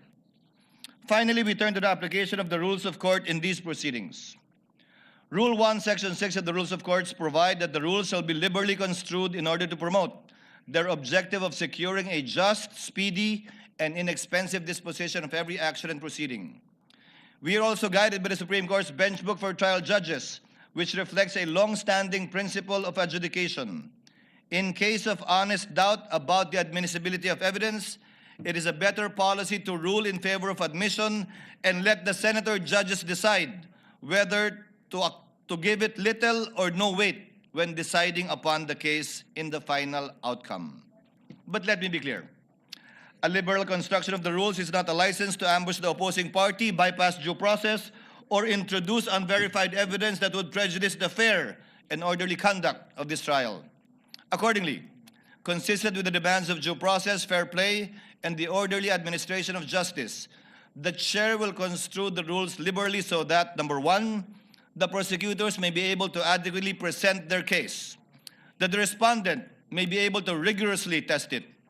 Number 3, that the senator judges may be able to weigh the evidence for themselves. And 4th, so that the Filipino people may hear the whole and impartial truth regarding the allegations against the Vice President. Let us remember what our oath requires us, to do impartial justice according to the Constitution and the laws. Hindi po tayo nandito upang itaguyod ang anumang pampolitikal na adyenda. Hindi tayo narito upang paglingkuran ang kagustuhan ng alinmang panig. Narito tayo upang alamin ang katotohanan at sa pamamagitan nito, mapairal ang hustisyang walang kinikilingan. Ang tungkulin natin bilang mga hukom ay hindi maaaring talikuran. Sa gitna nito, batid ko ang mga problemang kinakaharap ng ating bayan na patuloy natin dapat pa ring pagtuunan ng buong pansin at hanapan ng solusyon. Tayo ay mga senador bago tayo umupo bilang mga hukom at mananatili tayong mga senador na patuloy na magsusumikap na tugunan ang mga pangailangan ng ating mga kababayan bilang Senado at hindi mababago ito. Kaya't aking hiling at dalangin na huwag sana malunod ang diwa ng pagkakaisang nagpigil sa atin, gaano mang katindi ang mga debate at pagtatalo sa hukumang ito. Dahil anuman na magiging kalabasan ng paglilitis na ito, laging kinakailangan ang Senadong nagkakaisa.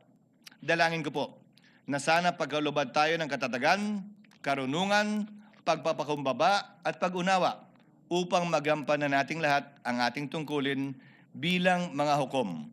Pagpalain na po lahat sana tayo ng poong may kapal. Maraming salamat at magandang hapon po.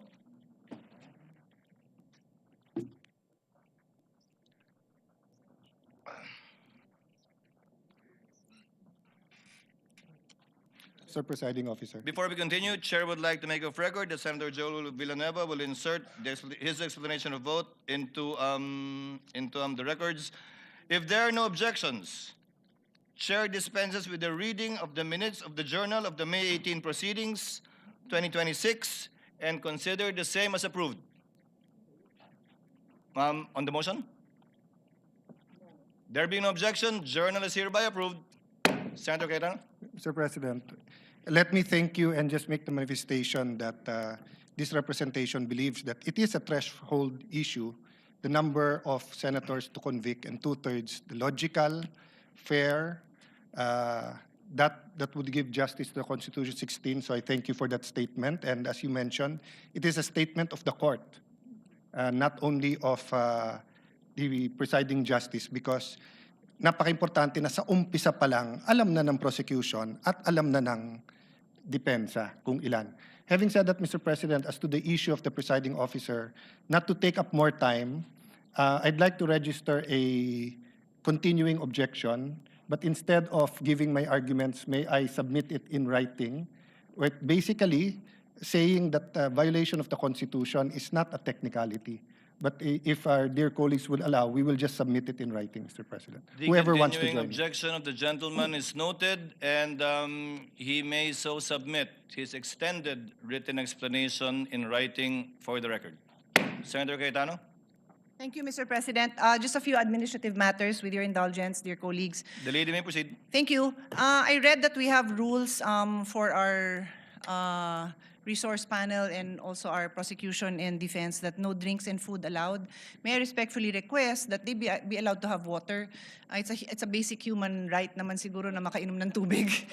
I read something. I'm just saying, I saw it in the rules. So I'm making clear because knowing them, they will follow our rules, and I think it's not right to not allow drinks. And then, there may be some who are pre-diabetic or diabetic and need to eat something. So, if they have to have crackers or whatever it is that they need to have, I think we should allow them to do that, Mr. President. Sama-sama ko na yung rules ko, ha.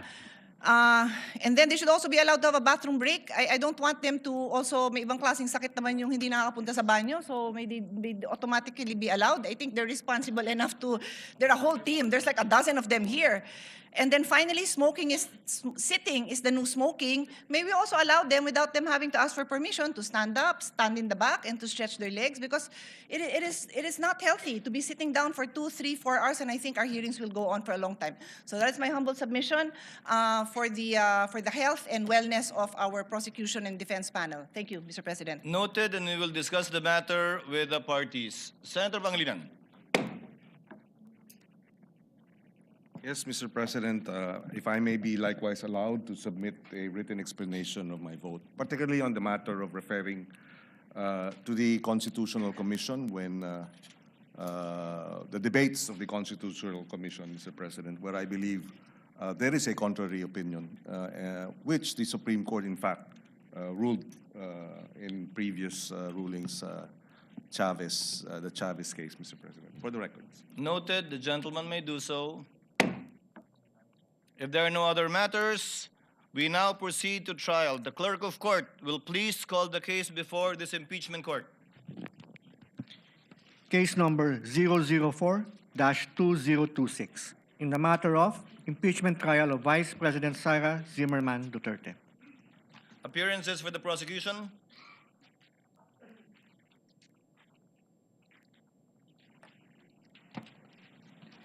Good afternoon, Your Honors. We are 11 House prosecutors and 15 private prosecutors.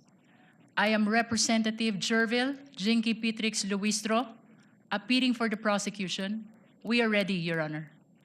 May we get the names of the other panel of prosecutors as well as the counsel for prosecutors one by one for the record.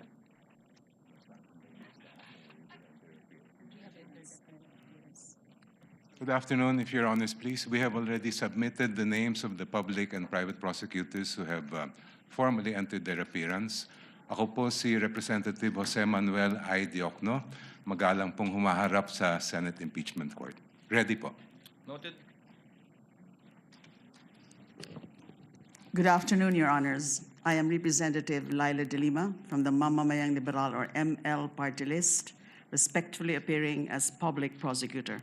We're ready.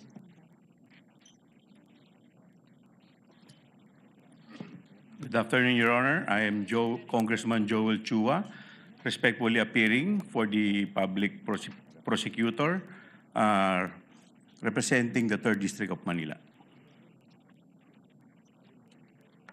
Good afternoon, Your Honors.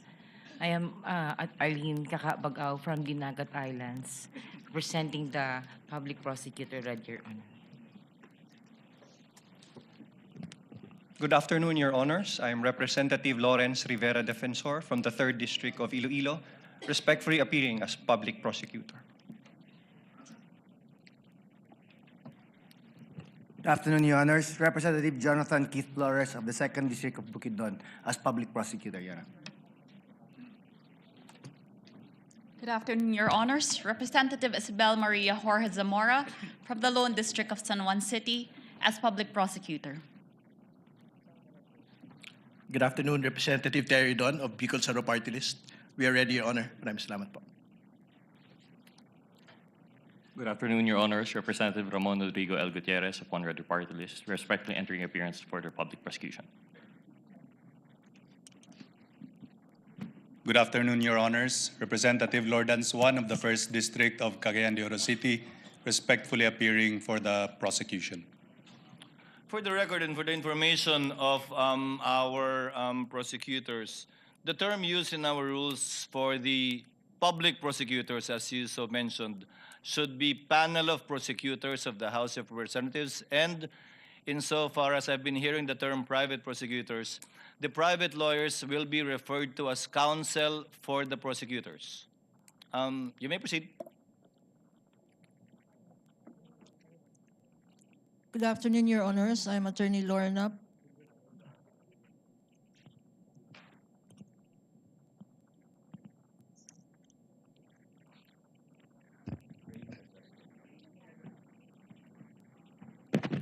Good afternoon, Your Honors. I'm Attorney Lorna Pataho Kapunan, counsel for the prosecutors, under the control and supervision of the panel of prosecutors from the House.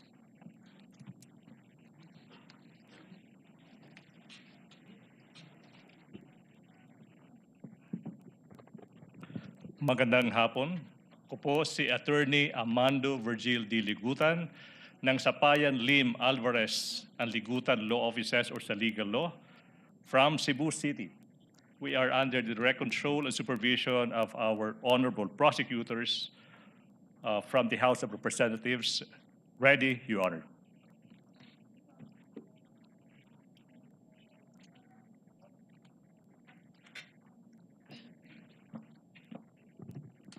Good afternoon, Your Honors.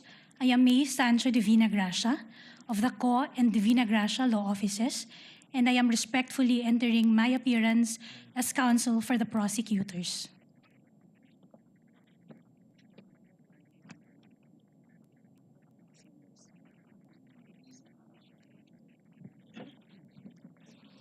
Your Honors, good afternoon.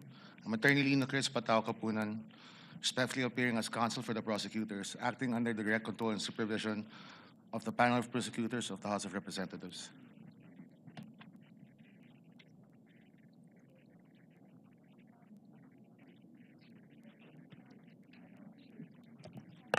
Good afternoon, Your Honors. Attorney Sonia Castillo, private prosecutor, under direct control and supervision of the public prosecutors. We are ready, Your Honor.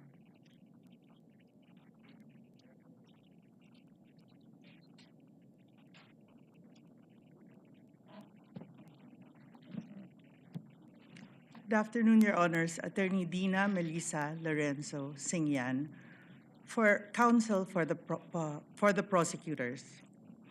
We are ready, Your Honor.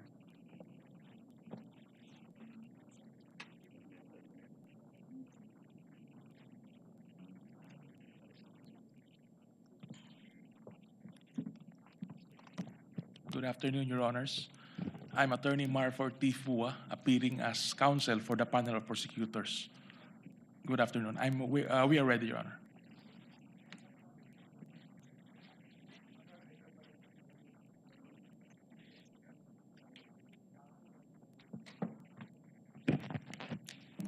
Good afternoon, Your Honors. I am Attorney Erwin G. Matib, respectfully appearing as counsel for the prosecutors. We are ready.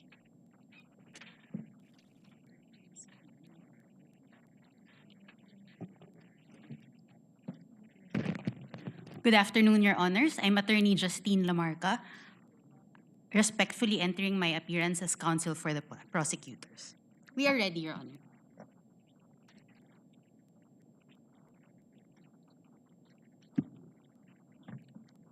Good afternoon, Your Honors. With respect, James Brian Ibrahim Ali of Pecca Barlow, formerly Ponce Enrile Reyes and Manalastas, appearing as counsel for the prosecutors. We're ready to proceed today, Your Honor.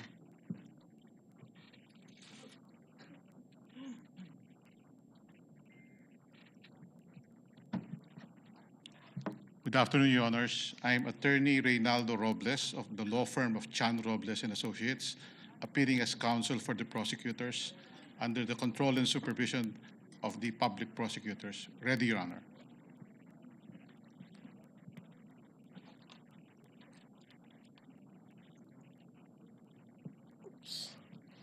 Good afternoon, Your Honors. Bettina Nepomuceno Zamora, respectfully appearing as counsel for prosecutors. We are ready.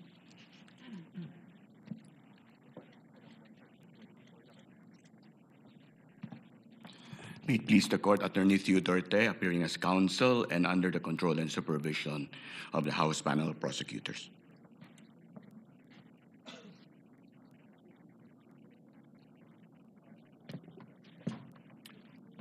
Good afternoon, Your Honors. Attorney Benjamin Sigua Tolosa Jr., respectfully appearing as counsel for the prosecutors, acting under the direct control and supervision. The prosecution is ready, Your Honors. No other entry of appearances? That's it? How many in all, Representative Luistro? 11 on the part of the House insofar as the panel of prosecutors is concerned, and We understand, Your Honor, that only 13 private prosecutors entered their appearance today. Nevertheless, Your Honor, as manifested by the Honorable Jokno, the written entry of appearance has been filed already with the Honorable Impeachment Court. nevertheless, as they appear or will be participating in the trial, kindly inform them to enter their formal appearance during the trial. Your Honor, the entire 15 private prosecutors have filed already their written entry of appearance with the impeachment court. The articles of impeachment will be presented by 4 separate teams, Your Honor, and that explains why the House prosecutors or the panel of prosecutors are joined by 15 private prosecutors, Your Honor. Noted. Thank you, ma'am. Senator Cayetano, what is the pleasure of the lady from Taguig? Yes, Mr. President, I just have a question for the prosecution panel. I understand that there is no requirement for the members of the House who form part of the prosecution to be lawyers. But may I know if they are all lawyers, and if some are not, may we know who are not lawyers? Thank you. Your Honor, all the 11 House prosecutors are members of the legal profession. Does that satisfy the senator judge? Yes, I was just curious, Mr. President, because it's not a requirement, so I was just curious if, in fact, they are lawyers. Thank you. Duly noted. The response of the lead prosecutor is duly noted. Your Honor, may I just enter a correction to the earlier manifestation? The lady may proceed. Instead of 13, 14 private prosecutors are able to enter their appearance today. Nonetheless, all the 15 have filed their written entry of appearance with the impeachment court, Your Honor. Noted. Appearances for the respondent.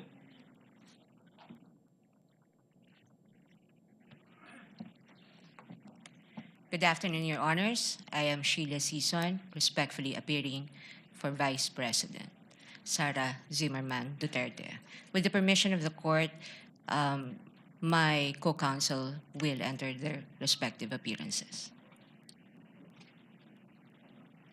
You may proceed. Gregorio Y. Narvasa II.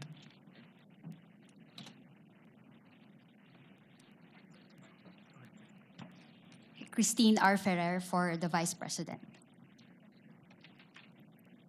Good afternoon, Your Honors. Michael Wesley Poa for the Vice President. Good afternoon, Your Honors. Carlo Joaquin T. Narvasa for the Vice President.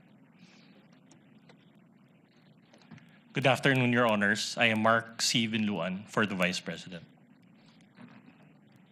Good afternoon, Your Honors. Justin Nicole B. Gular for the Vice President. Good afternoon, Your Honors. Lyndon Miguel C. Bacuel for the Vice President. Good afternoon, Your Honors. I am Ralph Borja Bodota for the Vice President. Good afternoon, Your Honors. Roberto Narvasa Batungbakal for the Vice President. Good afternoon, Your Honors. David Runel M. Gully VII for the Vice President. Good afternoon, Your Honors. Carol Grace G. Oroseo for the Vice President.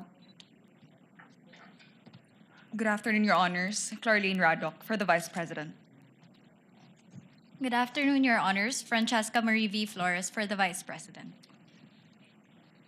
Good afternoon, Your Honors. Miguel Carlos Albar Fernandez for the Vice President.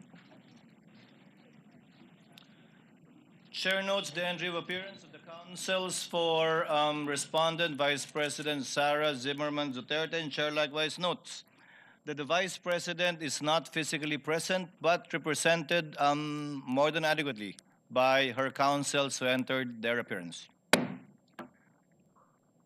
On May 19, 2026, the court, pursuant to Rule 7 of our rules, issued the summons to Vice President Sara Zimmerman Duterte to answer to the articles of impeachment. On May 20, 2026, the Sergeant at Arms served the summons on the Vice President and made the return of service under oath before the Secretary of the Senate. Let the return be entered at large into the records pursuant to Rule 8 of the Rules of Procedure on Impeachment Trials. So ordered. Likewise, the court received pleadings, comments, manifestations filed by the parties. All such pleadings, comments, manifestations, and requests filed by the parties, as well as all issuances and orders of the clerk, as well as the clerk of court, made through the presiding officer, are hereby deemed read into the records of the case. So ordered. At this juncture, the chair would like to direct the parties to prepare for their opening statements. We will start with the prosecution. May I know from the prosecution who will deliver the opening statement, and from the respondent who will deliver the opening statement? Under our rules, only one lawyer shall deliver the opening statement for either side. I presume, Representative Luistro, you will deliver for the prosecution and for the on the part of the respondent? I will deliver the opening statement for the defense, Your Honor. Representative Luistro from the panel of prosecutors of the House of Representatives is now recognized to deliver her opening statement for the prosecution. You may proceed, ma'am, and you have 15 minutes.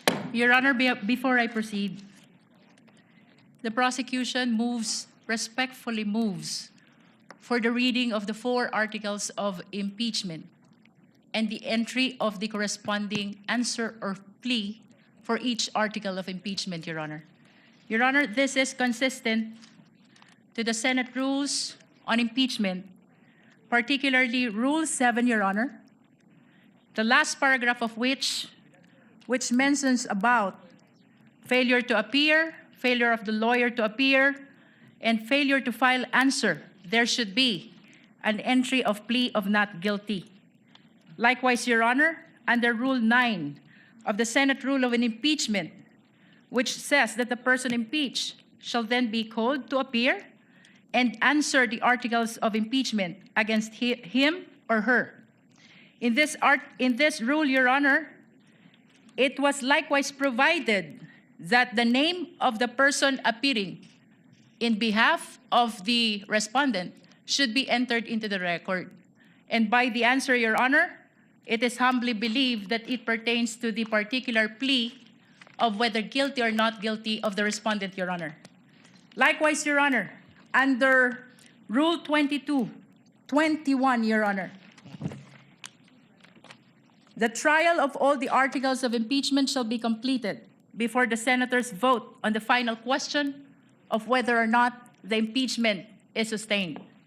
It is gleaned from these rules, Your Honor, that the senators will be voting on a per-article basis, Your Honor. And that is why it is the humble submission of the prosecution that there should be reading of the article and entry of the particular plea per article, Your Honor.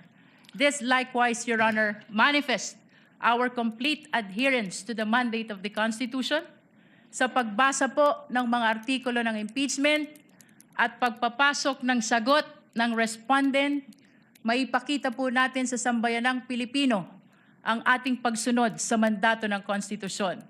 Likewise, Your Honor, it upholds due process not only of the respondent but also of the Filipino people.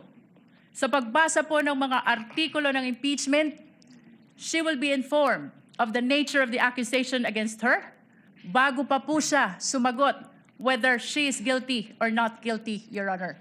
Likewise, Your Honor, ang 4 na artikulo po ng impeachment ay nakabase sa iba't ibang alegasyon ng facts at iba't ibang nature of accusation or cause of action, Your Honor. And with that, Your Honor, it is perceived that there is a possibility that the plea of the respondent to each and every article will be different from one another, Your Honor.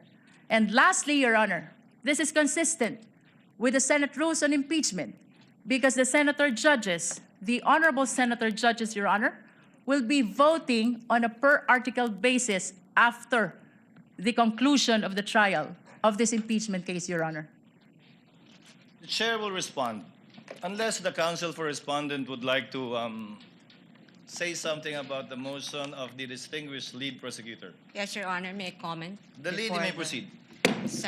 Before the presiding officer can rule on the motion or request of the lead prosecutor. But before I give my comment, may I just clarify if the lead prosecutor is now making a motion to arraign the respondent accused. Your Honor, whether this is arraignment or otherwise, the motion of the prosecution is very much consistent with the Senate rules on impeachment. I think the question, Your Honor, is very simple. As I have It's mentioned, Your answerable by Honor, yes or no, Your Honor. Rule Is the 7, lead prosecutor, Rule 9, is the lead Let prosecutor this not be a debate between the requesting councils. for the respondent accused to Counsel be for arraigned, Your Honor? respondent, kindly make your comments and avoid asking questions from the counsel for the prosecutor. We will recognize the counsel for respondent for her comments on the motion and the manifestations made by the lead prosecutor for the House. You may proceed, ma'am. Thank you, Your Honor. I believe I have a standing question to the lead prosecutor, and I would like to ask her for the legal basis for requiring the respondent to be arraigned today. Because, Your Honor, I note that in her request earlier and manifestations given for the respondent to be arraigned today, she cited Rule 7, Rule 9, and Rule 21. However, in Rule 7, it very clearly states that if the person impeached after service shall fail to appear either in person or by counsel on the day so fixed, or appearing shall fail to file his answer to such articles of impeachment, the trial shall proceed nevertheless as upon a plea of not guilty. Well, this rule is clear. It does not talk about any arraignment. And if we take a look at this sentence, everything here has been satisfied. The respondent accused is here, has attended through counsel. She may not be in person, but the notice given to the defense is that she may appear through counsel. Second thing is that the respondent accused was also able to file her answer. And so Rule 7 does not support the request of the lead prosecutor that the respondent accused be arraigned today. Now, on the matter of Article 9, counsel also say that the person impeached shall then be called to appear and answer the articles of impeachment against him or her. And if he or she appears, or any person for him or her, the appearance shall be recorded, stating particularly if by himself or by agent or counsel, naming the person appearing in the capacity in which or he appears. If he or she does not appear, either personally or by agent or counsel, the same shall be recorded. And for all intents and purposes, respondent is present today through counsel. There is also nothing in Rule 9 that requires the reading of a 23-page articles of impeachment, which will be a waste of judicial time.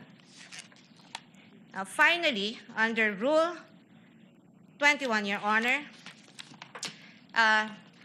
may I just correct the manifestation earlier by counsel, because it would seem to me, unless a reading of the transcript would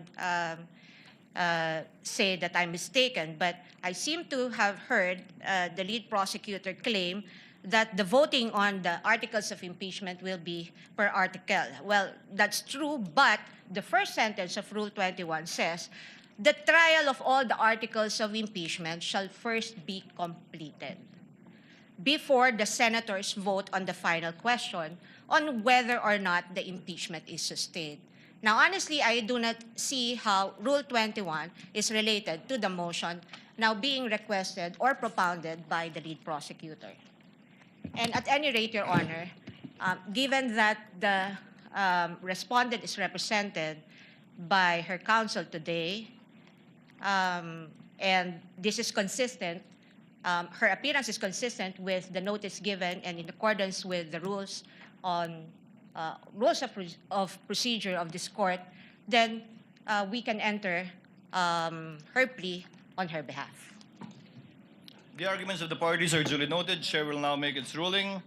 The articles of impeachment were deemed read and spread into the records when it was referred by the Senate to the Committee on Justice for the proper issuance of summons.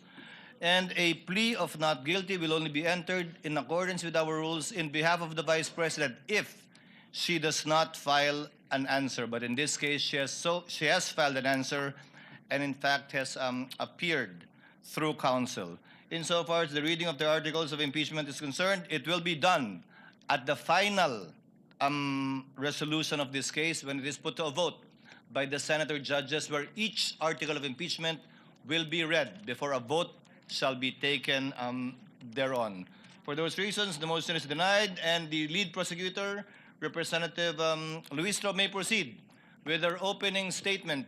Kindly be mindful of the clock, and before recognizing you, ma'am, may I remind the counsels for the parties to kindly address the chair with respect to anything and everything they want or wish to say before the court, and not to address each other.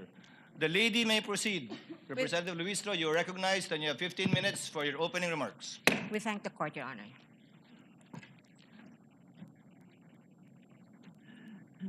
Mr. Presiding Officer, the Honorable Cheese Escudero, the Honorable Senate President, Honorable Win Gatchalian, sa atin pong mga kagalang-galang na Senator Judges, mga minamahal na kababayan, sa loob ng bulwagan o sa labas man, mga nakatutok sa telebisyon, sa cellphone o sa radyo, saang sulok man ng mundo kayo naroroon.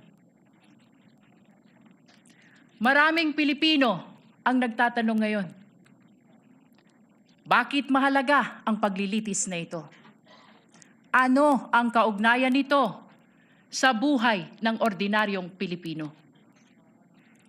Lubos po naming nauunawaan ang mga tanong na yan. Sa katunayan, may isang driver na nagtatanong, paano sasapat ang kita sa pasada upang mapakain niya ang kanyang pamilya? May isang OFW na nagtatanong, hanggang kailan kailangan lumayo upang mapaaral niya ang kanyang mga anak?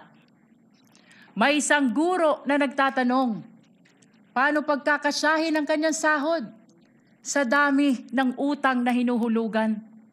May isang manggagawa na nagtatanong, hanggang kailan magtitiis sa pansamantalang trabaho at kakarampot na sweldo?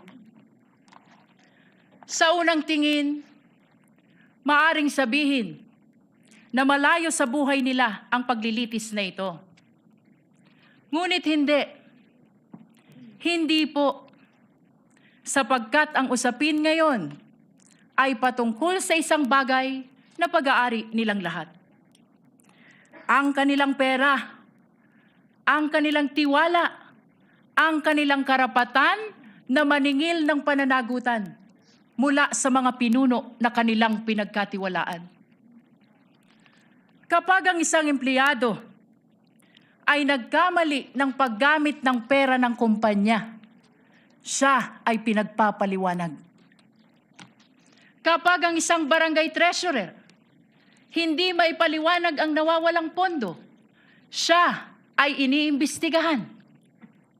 Kapag ang isang principal ay naglustay ng pera ng bayan, kahit 5,000 lang yan, siya ay pinaparusahan. Natural lamang na magtanong ang sambayanan, kung ang ordinaryong Pilipino ay pinapanagot, bakit hindi ang pinakamakapangyarihan na opisyal ng pamahalaan? Ito ang dahilan kung bakit mahalaga ang paglilitis na ito. Hindi upang usigin ang isang tao, hindi upang maghiganti sa kalaban, hindi upang manalo sa politika, kundi upang sagutin ang isang tanong na napakahalaga sa kinabukasan ng ating republika. May saysay pa ba ang pananagutan sa ating bansa? Sapagkat ang kasong ito ay higit at lampas sa sino mang opisyal. Higit at lampas sa anumang partido. Higit at lampas sa alinmang administrasyon. Your Honors, the framers of the Constitution understood that there may come a day when extraordinary power would be entrusted to extraordinary office.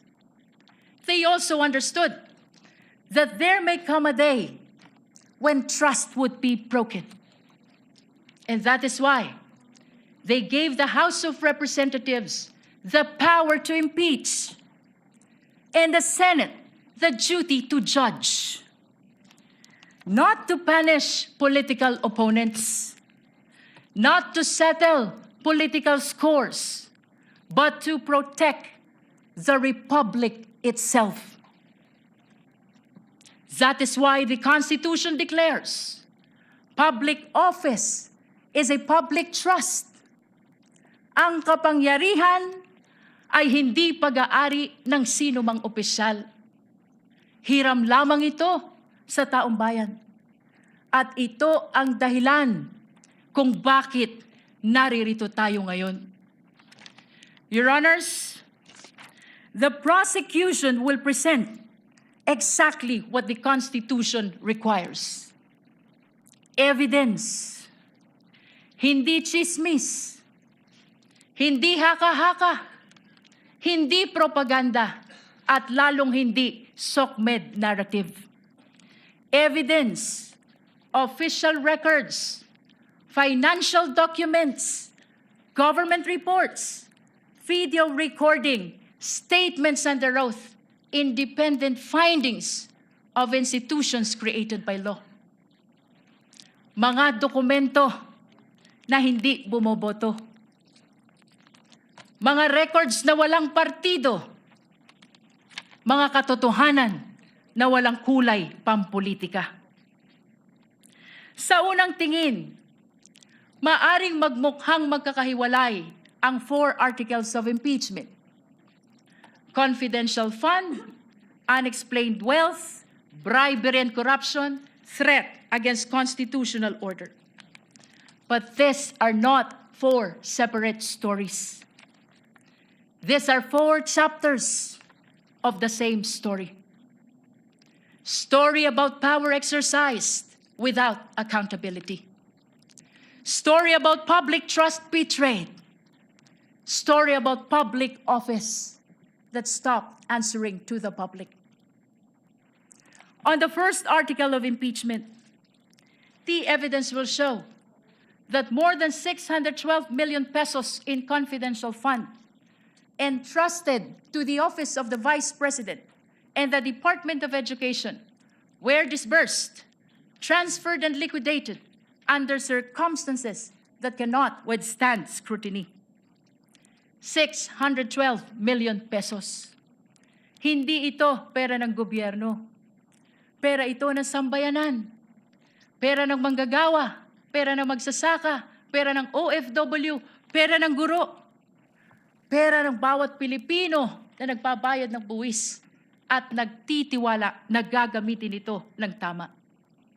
The evidence will show liquidation reports supported by questionable documents. The evidence will show acknowledgement receipts bearing names government records could not verify. Names that transformed accountability into a mockery. Pananagutan na naging kalokohan. Names that insulted the intelligence of the Filipino people. Mary Grace Piatos, Milky Sikuya, Kokoy Villamin. On the second article of impeachment, the evidence will show financial transactions involving billions of pesos associated with the respondent and her husband. Billions. Hindi milyon, bilyon. At habang milyon-milyong Pilipino ang nagtratrabaho at nag-iipon buong buhay upang magkaroon ng sariling bahay, makapagpaaral ng mga anak, magkaroon ng kaunting seguridad para sa pamilya. Aba, bilyon-bilyong piso ang dumaan sa mga bank accounts na hindi maipaliwanag ng maayos. This article is not about wealth. This is about accountability. This is about explanation. If wealth was lawfully acquired, where is the lawful explanation? If transactions were proper, where is the complete accounting? If numbers truly add up, then why do they refuse to reconcile? On the third article of impeachment, the evidence will show bribery, graft and corruption through the distribution of cash payments and monetary gifts to officials under the supervision of the respondent. This article is not simply about envelopes. This is about institution. This is about whether loyalty was purchased rather than earned. Government cannot function if loyalty is purchased instead of earned. Kapag nabibili ang katapatan, nawawala ang integridad. At kapag nabibili ang opisyal, nabubudol ang bayan. Perhaps the greatest tragedy is where the conduct allegedly occurred. In the Department of Education.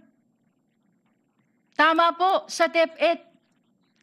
The institution entrusted with teaching future generations honesty, responsibility, integrity. On the fourth article of impeachment, the evidence will show culpable violation of the Constitution, high crime, betrayal of public trust through conduct that threatens constitutional order. Among all allegations before this court, none strikes more directly at the heart of constitutional order than this one. Ito na po ang pinakamatindi. And unlike in many cases, which depends upon competing accounts, this evidence comes substantially from the respondent's own recorded public statements. The court will see them. The court will hear them. The court will judge them. Public officials may disagree. We may criticize one another. They may compete fiercely for power. That is democracy. But democracy ends when violence begins. Sa kasaysayan ng ating republika, walang vice presidente na may kaibigan na hitman. Ngayon lang. Walang vice presidente na nagpapapatay ng Pangulo. Ngayon lang. Walang vice presidente na handang magpapatay para lamang makaupo sa pwesto. Ngayon lang. The Constitution provides many means on how to resolve political conflict. Election, legislation, public debate, judicial review, and even impeachment. But it does not permit threats. It does not permit violence. It does not permit people entrusted with power to place themselves above constitutional restraints. Your Honors, at the center of this case lies a simple question, perhaps the most important to any republic. When the people entrust power to a public official, does the public official remain accountable to the people, or do the people become accountable to the public official? The Constitution's answer is very clear. Power belongs to the people. Public office is merely borrowed. And every borrowed power carries with it the obligation to account for its use. If a barangay treasurer must account for public fund, then so must the vice president. If an ordinary public servant can be investigated, then so can the highest officials of the government. If ordinary citizen is expected to obey the rules, then surely those who govern them must obey them first. Otherwise, what lessons do we teach our children? That there is law for the powerful and another for everyone else? That accountability exists only for the weak? That public office grants immunity against accountability? Your Honors, this is not the republic envisioned by the Constitution. This is not the republic deserved by the Filipino people. Therefore, the prosecution asks only this: look at the evidence. Listen to the witnesses. Examine the records. Follow the evidence wherever it leads. Judge this case not by politics, not by popularity, not by fear, not by loyalty. Judge this case by the Constitution. Judge this case by the evidence. Years from now, future generations will not remember today's political alliances. They will not remember today's headlines. They will not remember today's slogans. What they will remember is when accountability was tested, the institutions of the Republic stood firm.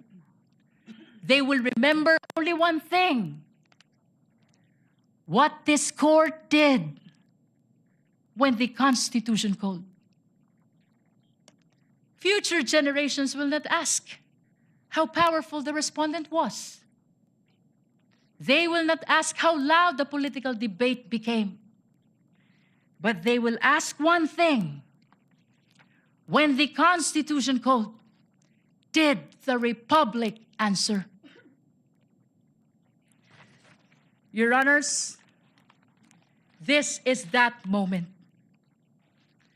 This is the moment the Constitution anticipated. This is the moment when accountability must mean exactly what it says. This is the moment when public office must truly remain a public trust. This is the moment when the Republic must demonstrate that laws are applied equally to the powerful and the powerless alike. At matapos marinig ang mga saksi, matapos masuri ang mga dokumento, matapos matimbang lahat ng ebidensya, ang prosekusyon ay naniniwala at naninindigan. Isa lamang ang maliwanag na konklusyon: ang tiwalang ipinagkaloob ay nilabag. Ang kapangyarihang ipinahiram ay inabuso. At ang konstitusyon mismo ang humihingi ng pananagutan. Amid the clarity of the mandate of the Constitution, political noise continues. Political squabbles continues. Political division continues. Please, let me conclude. Salus populi est suprema lex. The welfare of the people is the supreme law. Thank you, Your Honor. The opening remarks of the prosecution through the lead counsel is duly noted. Opening remarks for the respondent. Counsel for respondent has 15 minutes, and we will give you the same latitude we gave counsel for the prosecution for an additional 3 minutes, should you so need it. You may proceed, ma'am. Thank you, Your Honor. Your Honors, fellow Filipinos, good afternoon.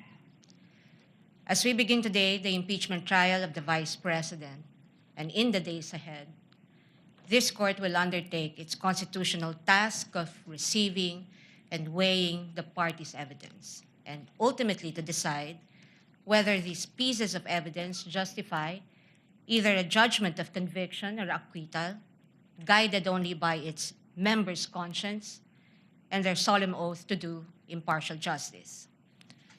The present undertaking of this court, therefore, not only carries the weight of the Constitution, but also the imprint of our nation's history, because the Filipino people have shown that they never forget.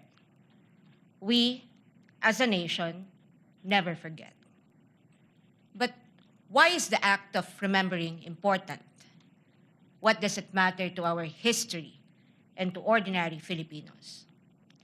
Because in this trial, the prosecution proposes that we unseat the Vice President elected to office by more than 32 million Filipino people, more than the number of votes cast for the sitting president, and much greater than any of the votes secured by each of the members of the House of Representatives who now are here to prosecute her and seek to undo this people's choice.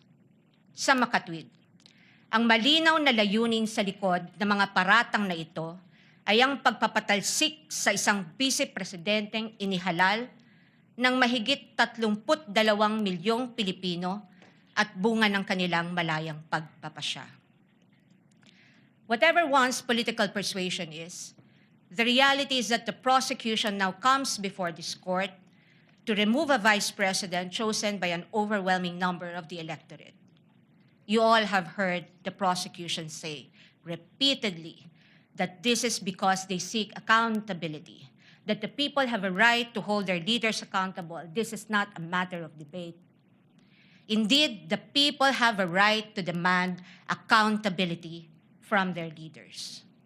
What we have yet to hear from the prosecution, however, is this. When the Constitution declared under Section 1, Article 11, that public office is a public trust and that public officers and employees must at all times be accountable to the people, serve them with utmost responsibility, integrity, loyalty, and efficiency, act with patriotism and justice, and lead modest lives, the Constitution does not only speak to the Vice President. It also demands the same standards from the prosecutors. Being public officers themselves, the public prosecutors and the members of the House of Representatives are also held to the same constitutional standard. And so we must remember what history tells us. This is not the first time that members of the House of Representatives have attempted to remove the Vice President, and in a manner not compliant with the Constitution. In a July 25, 2025 decision, the Supreme Court unanimously declared in Duterte versus House of Representatives, GR numbers 278353 and 278359, that the impeachment proceedings in the House of Representatives were tainted with grave abuse of discretion, rendering the articles of impeachment that the House transmitted last year to the Senate as void ab initio.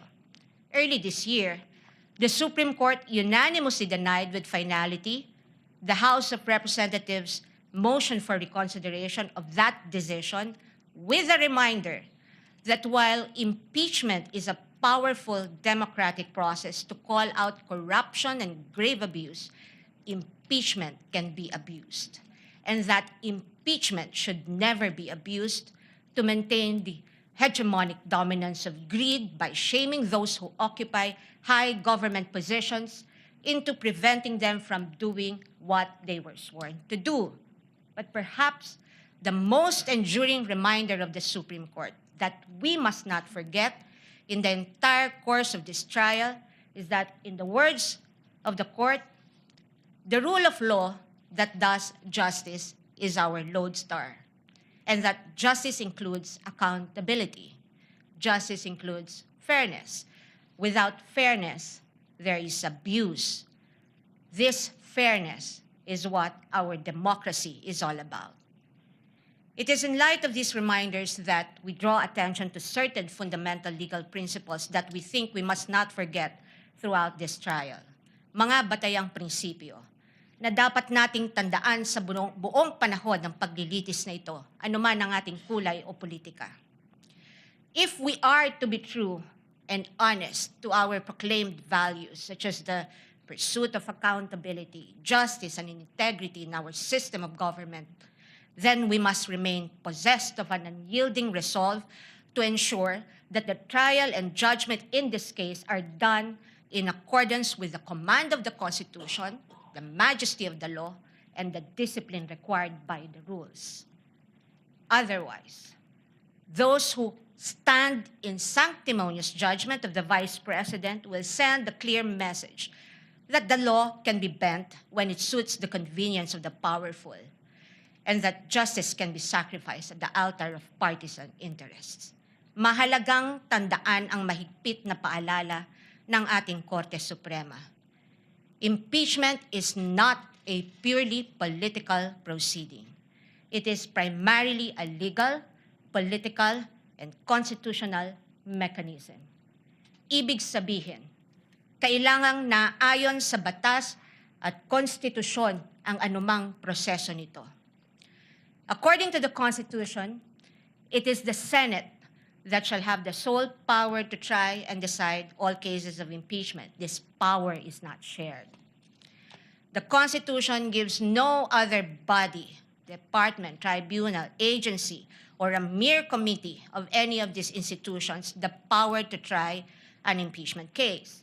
The House merely initiates, the Senate tries. Yet, we have seen the Committee on Justice conduct what its chairperson, the lead prosecutor in this case, described as a mini trial, which, as we all had witnessed, became a vast fishing expedition of alleged evidence that were not even part of the impeachment complaints under its consideration and which the respondent accused was made to answer.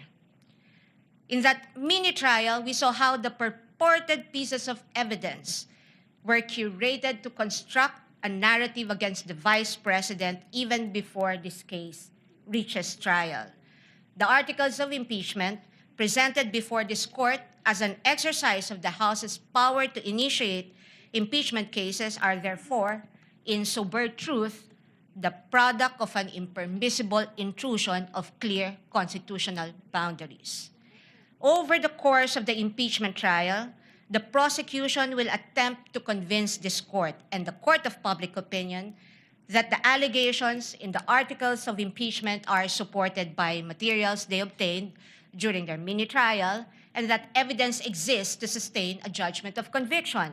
They will claim that the notices of suspension and disallowance issued by the COA and the COA decision denying the Vice President's appeal of that disallowance support their accusations, with the release of that decision by the COA conveniently timed and coinciding with the committee hearings. They will claim that the certifications of the PSA confirm their allegation that recipients of the confidential funds do not exist, even though they listed one Mary Grace Piatos in their pre-trial brief as among their witnesses, or that the liquidation of the confidential funds in a span of 11 days was allegedly swift as to invite suspicion.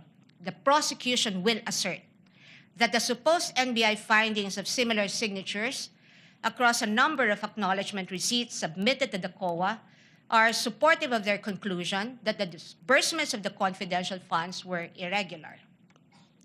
What the prosecution avoided informing the public so far are these: that it was the then Secretary of the Department of Budget and Management, Amena Pangandaman, who issued a memorandum for the President through Executive Secretary Lucas Bersamin on October 18, 2022, recommending the approval of the Office of the Vice President's request for confidential funds. That the Office of the President did in fact approve that recommendation of the DBM through a memorandum from the Executive Secretary dated November 28, 2022, and signed by the former Executive Secretary Lucas Bersamin by order of the President. That on December 13, 2022, the DBM issued the Special Allotment Order number SARO-BMB-C-22-001-2004, signed by former Secretary Amena Pangandaman to cover the request of financial assistance, subsidy, and confidential funds of the OVP that, notwithstanding the impending end of the fiscal year, the confidential funds were nonetheless released to the OVP on December 20, 2022 under this documented approval process. That the COA decision is far from being final, that there is a pending motion for reconsideration of that decision, that, assuming arguendo, the COA denies that MR today, or while this trial is ongoing, as could plausibly happen under the circumstances, the respondent accused still has legal remedies available under the law and rules and can file a petition to question the validity of any forthcoming resolution of the COA on the MR under Rule 64 via petition for certiorari under Rule 65 of the Rules of Court, and more importantly, that nothing in the notice of disallowance or COA decision states any findings of supposed misuse of confidential funds as confirmed by Attorney Gloria Camora when she was asked on this point during the committee hearing on April 14, 2026. Across all other articles, the prosecution will lay a landscape of what it deems to be their evidence in support of their speculations and conclusions. We are not strangers to all these accusations, precisely because this was not the first time these narratives were foisted into the minds of the general public.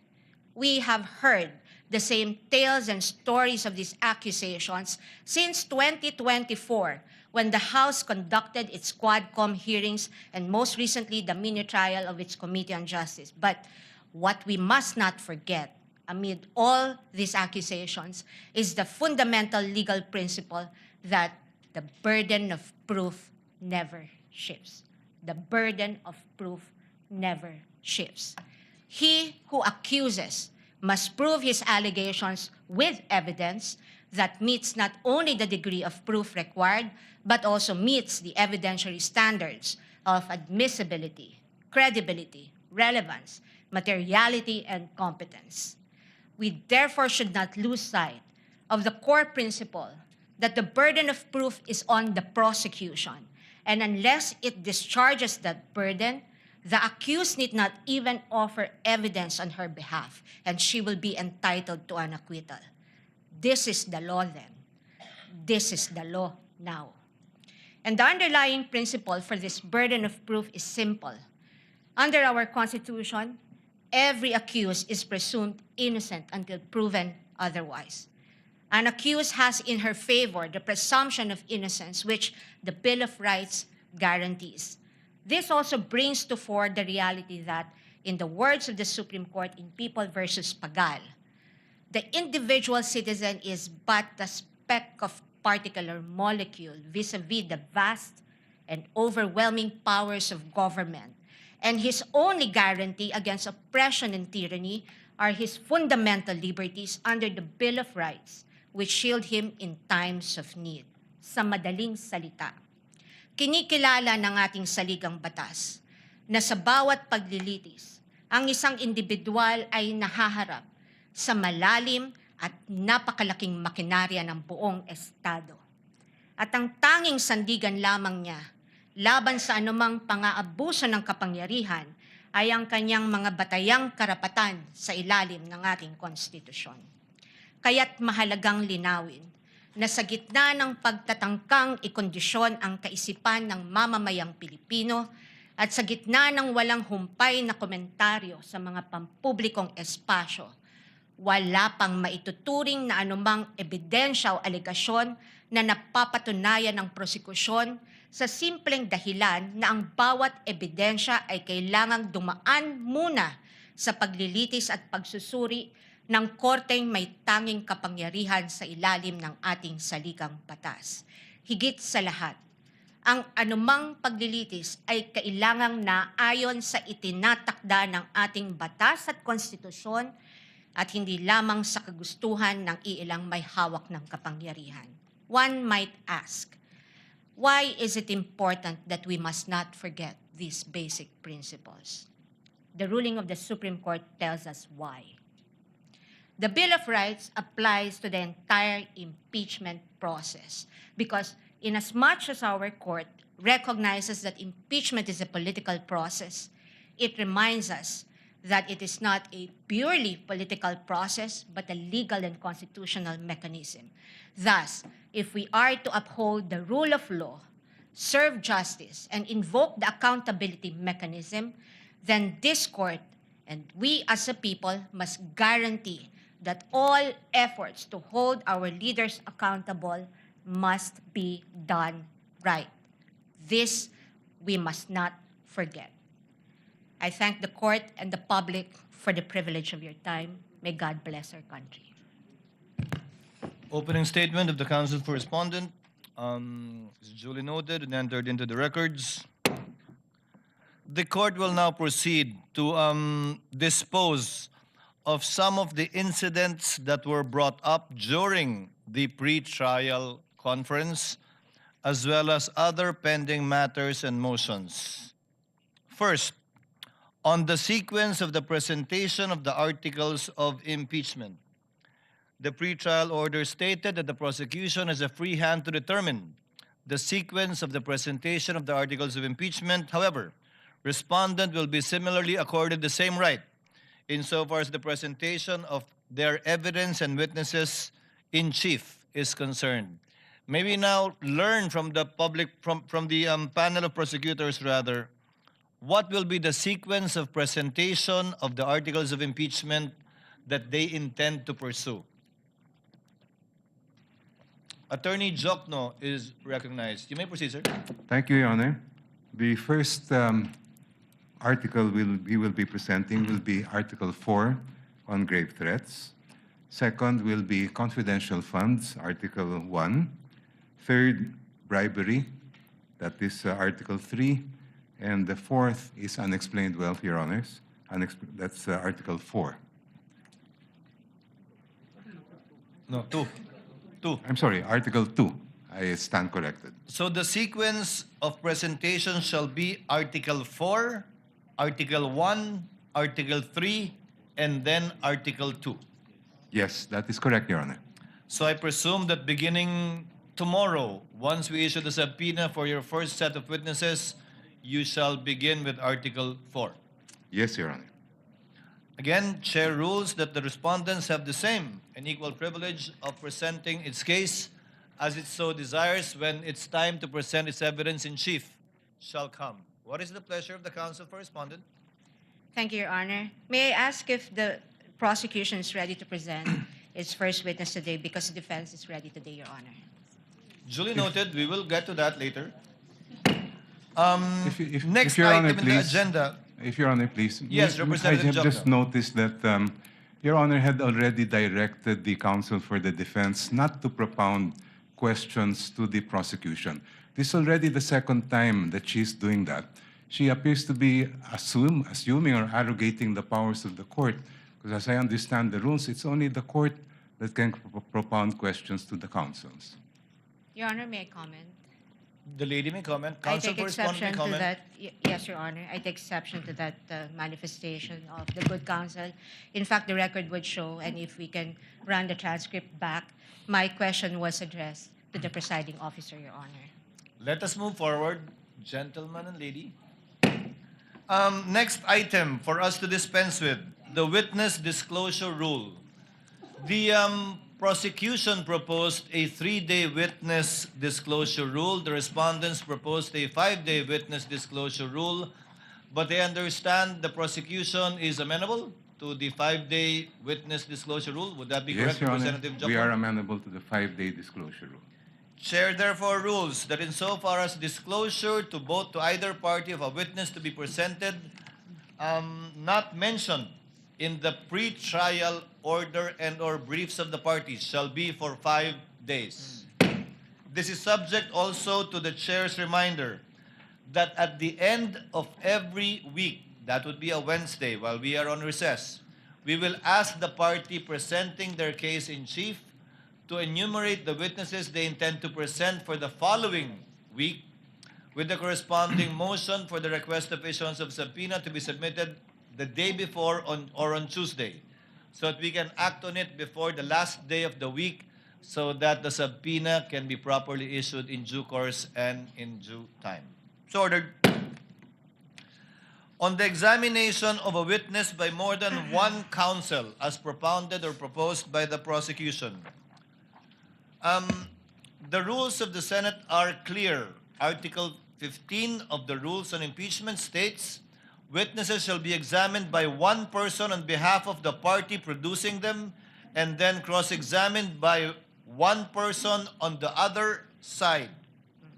Court therefore rules that as a rule, only one person shall present a witness. However, in the exigency of the delivery and administration of justice, and under certain exceptions, the court may allow more than one counsel to examine and or propound questions to a witness. To cite an example, just for the sake of the record, if, for example, the panel of prosecutor disagrees with how the counsel for prosecutor is handling the case, the panel of prosecutors or one of them can take over, and that is but proper and should be allowed and will therefore be considered as an exemption to that rule. And other similar exigencies will be allowed in order to afford the orderly administration of justice and of these proceedings. So ordered. Insofar as the BIR box is concerned, what is the pleasure of Insofar as the BIR box is concerned,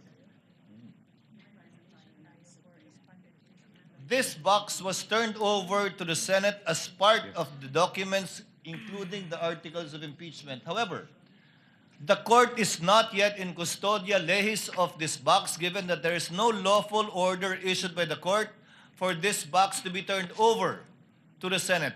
More so that it is not yet offered in evidence, not even as of yet marked.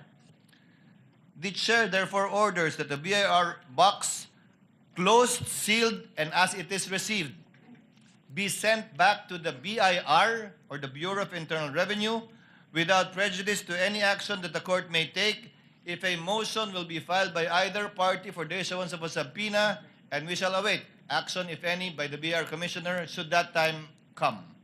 So ordered. Now, insofar as the subpoena requested by the prosecution for the two NBI agents, may I request the clerk of court to kindly read the motion for the issuance of subpoena ad testificandum.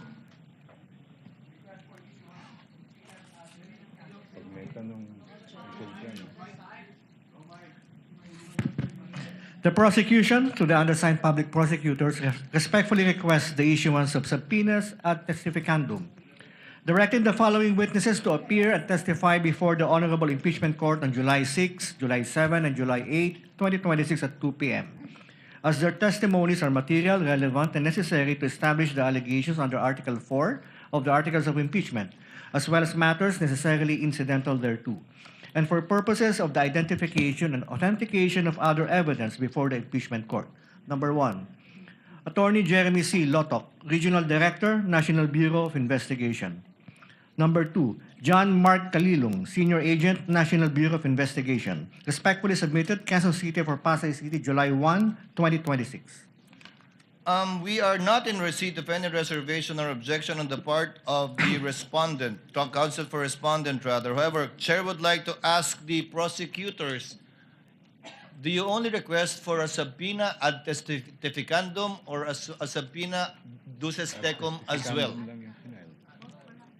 If I understand the record, Your Honor, please to say subpoena both for ad testificandum and duces tecum.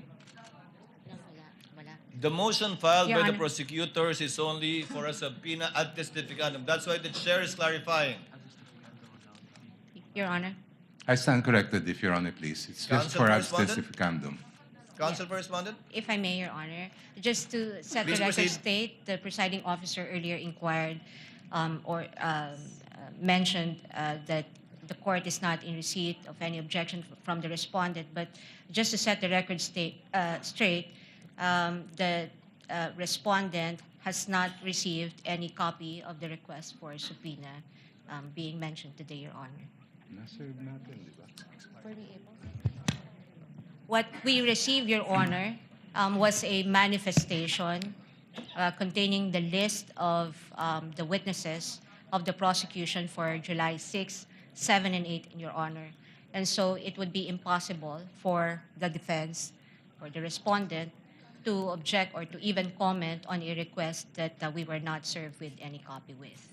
The two witnesses against whom a subpoena has been requested by the prosecution were mentioned in the pre-trial brief of the prosecution and was not commented on by the respondents in their pre-trial brief. But if you do have any objections now, the court would be more than glad, or reservations, the court would be more than glad to hear it before ruling on the motion for the issuance of a subpoena That's on these fine. two NBI agents. At this point, Your Honor, that's fine. We'll just place on record our objections as the testimonial evidence is presented.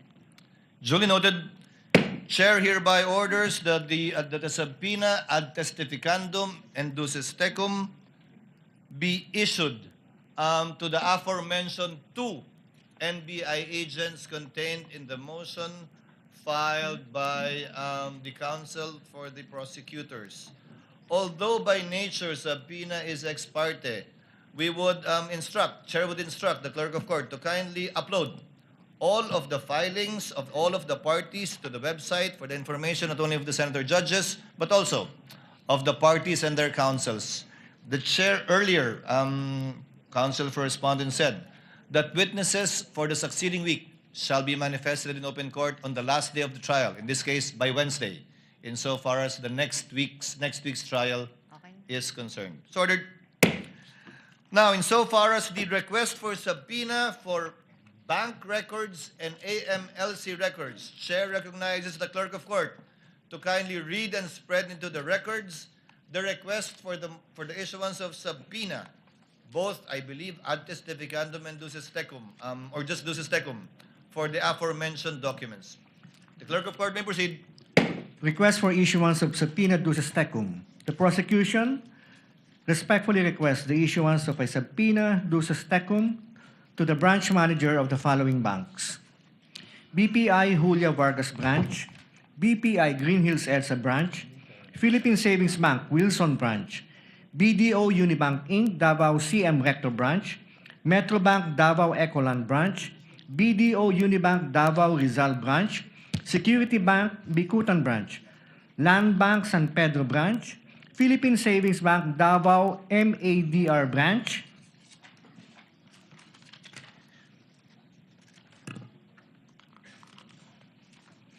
requiring him or her or his or her authorized representative to submit to the clerk of the impeachment court on or before 24 June 2026 at 9 a.m.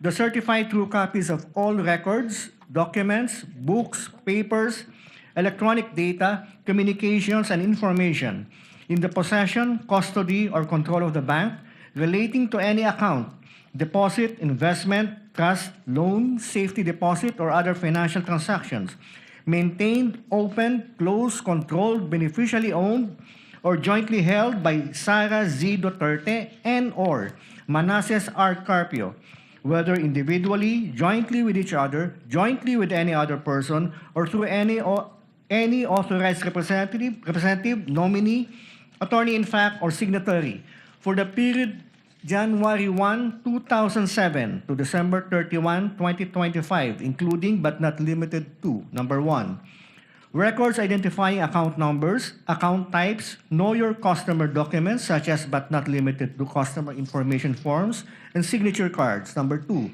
monthly bank statements, average daily balances per calendar year, year-end balances from January 1, 2007 to December 31, 2025. Number 3, all account and transaction records, ledgers, and journals and similar instruments from January 1, 2007 to December 31, 2025. And number 4, all other relevant bank documents. Request for subpoena duces tecum to the Anti-Money Laundering Council, to Honorable Eli M. Remolona Jr., Chairman, AMLC, to Attorney Ronel U. Benaventura, Executive Director, AMLC, requiring him or her or his or her authorized representative to submit to the clerk of the impeachment court on or before 24 June 2026 at 9 a.m. original or certified true copies of the following: number 1, all reports of covered transactions and suspicious transactions filed by banks and all other financial institutions and covered persons required to submit covered transaction reports and suspicious transaction reports to the AMLC involving Sara Duterte Carpio and or Manasseh R. Carpio, covering the period of 2006 to 2025.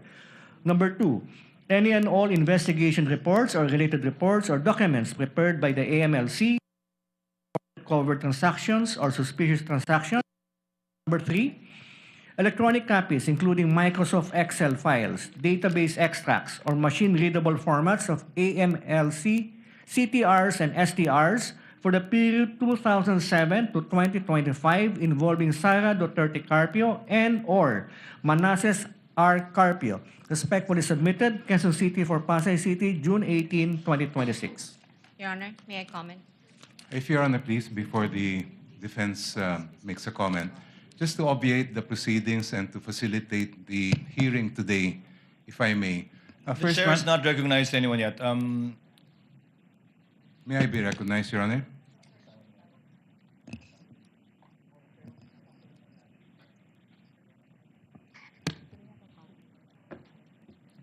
Yes, the counsel for prosecutor.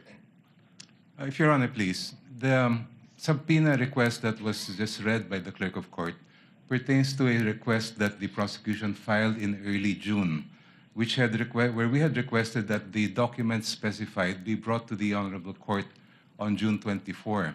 Since that date has passed and no subpoena has been issued, we had refiled just this afternoon a subpoena reiterating the same requests. And in the interest of justice and to allow the defense to comment or if they want object to the request that we filed this afternoon, perhaps if I may suggest, if Your Honor please, that we provide the copy to the defense, give them a period of time to submit their opposition or objection, and as well the same period of time to the prosecution to reply before the Honorable Court rules on this Counsel, request. is the motion for subpoena ducis tecum and/or ad testificandum that you filed today exactly the same as what you filed before? No, Your Honor. It contains the same documents that we had requested earlier, but there were some additional documents that were also mentioned in the request we filed this afternoon. So you asked for additional documents and Yes, Your information? Honor. What does counsel for respondent say? Your Honor, before I give my comment on the request for subpoena, I thank the good counsel for offering to provide us a copy of the request for subpoena, but we would also ask that we be provided with the June 2026 copies of the request for subpoena as well as the new one that the counsel mentioned today. But just for the record, it would seem to me that the request for subpoena covers documents involving years from 2006 up to 2025. And again, just for the record, this would seem to violate the Duterte versus HOR ruling, which very clearly states that the impeachment must be only for those acts or omissions within the impeachable years and terms and office of the official. But nonetheless, Your Honor, just so we're able to fully ventilate whatever objections or comments that we may have on this request, and considering that for today and in the disclosure made by the prosecution, they will begin with Article 4, and all these documents seem to pertain to Article 2, then we will ask for 10 days to file our comment on this request for subpoena, Your Honor. From today, Your Chair Honor. hereby directs that all motions for the issuance of subpoena ad testificandum, subpoena ducis tecum filed by either parties be furnished to opposing party and/or counsel before filing it before this court in order to provide full disclosure and fairness. But instead of 5 days, counsel, Chair is giving both parties 5 days to submit their respective memoranda and/or position insofar as it is concerned. We will afford the parties time to argue their position before the court so that the senator judges can hear your position in addition to your extended written memoranda insofar as this crucial issue of issuance of a subpoena ducis tecum ad testificandum on certain bank records and AMLC records, which the chair will schedule, giving ample notice to the parties in due time. Is that okay with both sides? Just for clarity, Yeah. Your Honor. Yes, counsel for respondent. May I ask that the period, if the period for the parties to submit or the respondent to submit its comment, her comment on the request for subpoena would be 5 days from today, Your Honor? From today, but you can submit it on Monday since it lands on a Saturday. Second, Your Honor, the presiding officer mentioned that we also must submit a memorandum or position paper on this, Your Honor. If you so desire, or you simply can argue it in open court, Okay, but Your you may want to submit an extended written memorandum on the matter for the easy reading of the senator judges pertaining to this issue. Last, Your Honor, will the court also schedule an oral argument on the respective positions of the parties? Yes, Chair will do that. Thank you, Your Honor. And this would not be on Monday, Your Honor. No, that will not be on Monday. Thank you, Your Honor. If Your Honor, Counsel please. for prosecutor? Yes. May I be allowed to make a counter manifestation, just a brief one with respect to the statement of the defense counsel regarding the application of the case of Duterte versus House of Representatives. The gentleman may proceed briefly. Your Honor, the decision and the resolution of the Supreme Court in that case did not say that any preterm evidence is inadmissible. There is no statement like that at all in the entire decision and the resolution. What the Supreme Court said, and I quote, was very simple. The basis of any charge must be for impeachable acts or omissions committed in relation to their office and during the current term of the impeachable officer.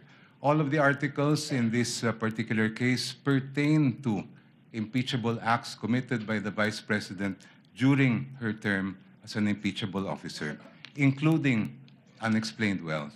If I may just be allowed 1 minute, Your Honor, to explain that. The 1 minute.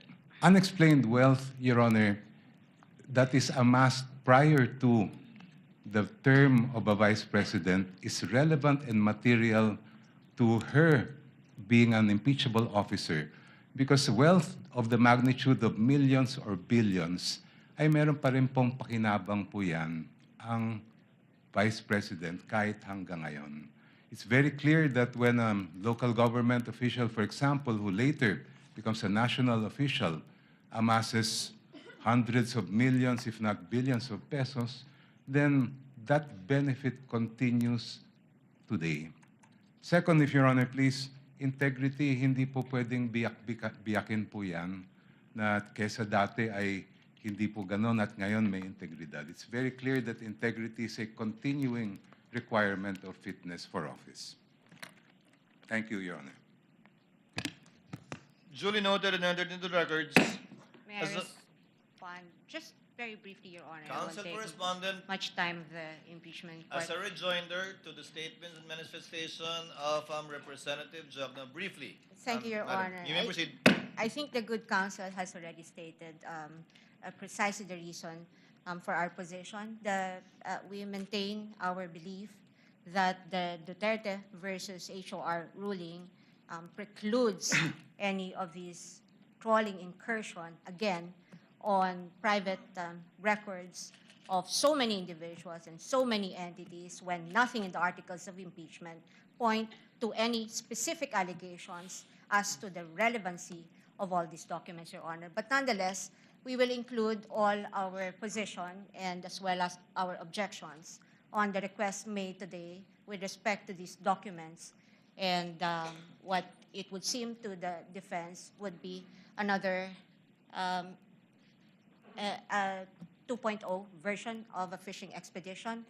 May I also, Your Honor, just to clarify also the period given to us to comment on the request for subpoena, may we ask that the 5-day period run from our receipt of the copies of the documents, Your Honor. We will make sure that the counsel for respondent will get that today. Thank you, Your Honor. The comments of both counsels of the parties are duly noted and entered into the records. Chair would like to apologize to Senator Cayetano, who has been waiting for quite some time. Thank you for your patience and indulgence. Senator Cayetano is recognized. What is your pleasure, sir? Presiding Senator Judge. Since we already stated as a court that we will take literally Section 3, subparagraph 6 of Article 11 of the 1987 Constitution, that no person shall be convicted without the concurrence of 2/3 of all members of the Senate. May I ask the members of this court, through the presiding justice, to consider, not today, I have a proposal, but not today, but to consider communication with the Sandigan Bayan for the attendance of Senator Dante Marcoleta and Senator Jinggoy Estrada, considering that the presiding officer may correct me if I'm wrong, but if we get to Section 21, as discussed a while ago by the defense, the prosecution and defense, and we do not know what will happen. Their case may be dismissed. They can be out on bail. So we want them to be able to participate and observe the witnesses as senator judges here. I do know that Senator Jinggoy is under suspension, but there's an argument to be made that the impeachment court is sui generis. In ordinary committee hearings, we do coordinate with courts to ask that persons under their custody be delivered to the Senate or the House of Representatives under certain conditions. So I'd like to formally ask, Mr. President, that this court consider that. I will submit whether you'd rather have a caucus or a in-camera discussion, or if you want us all to submit our legal opinion. I wouldn't also mind the prosecution and defense weighing in.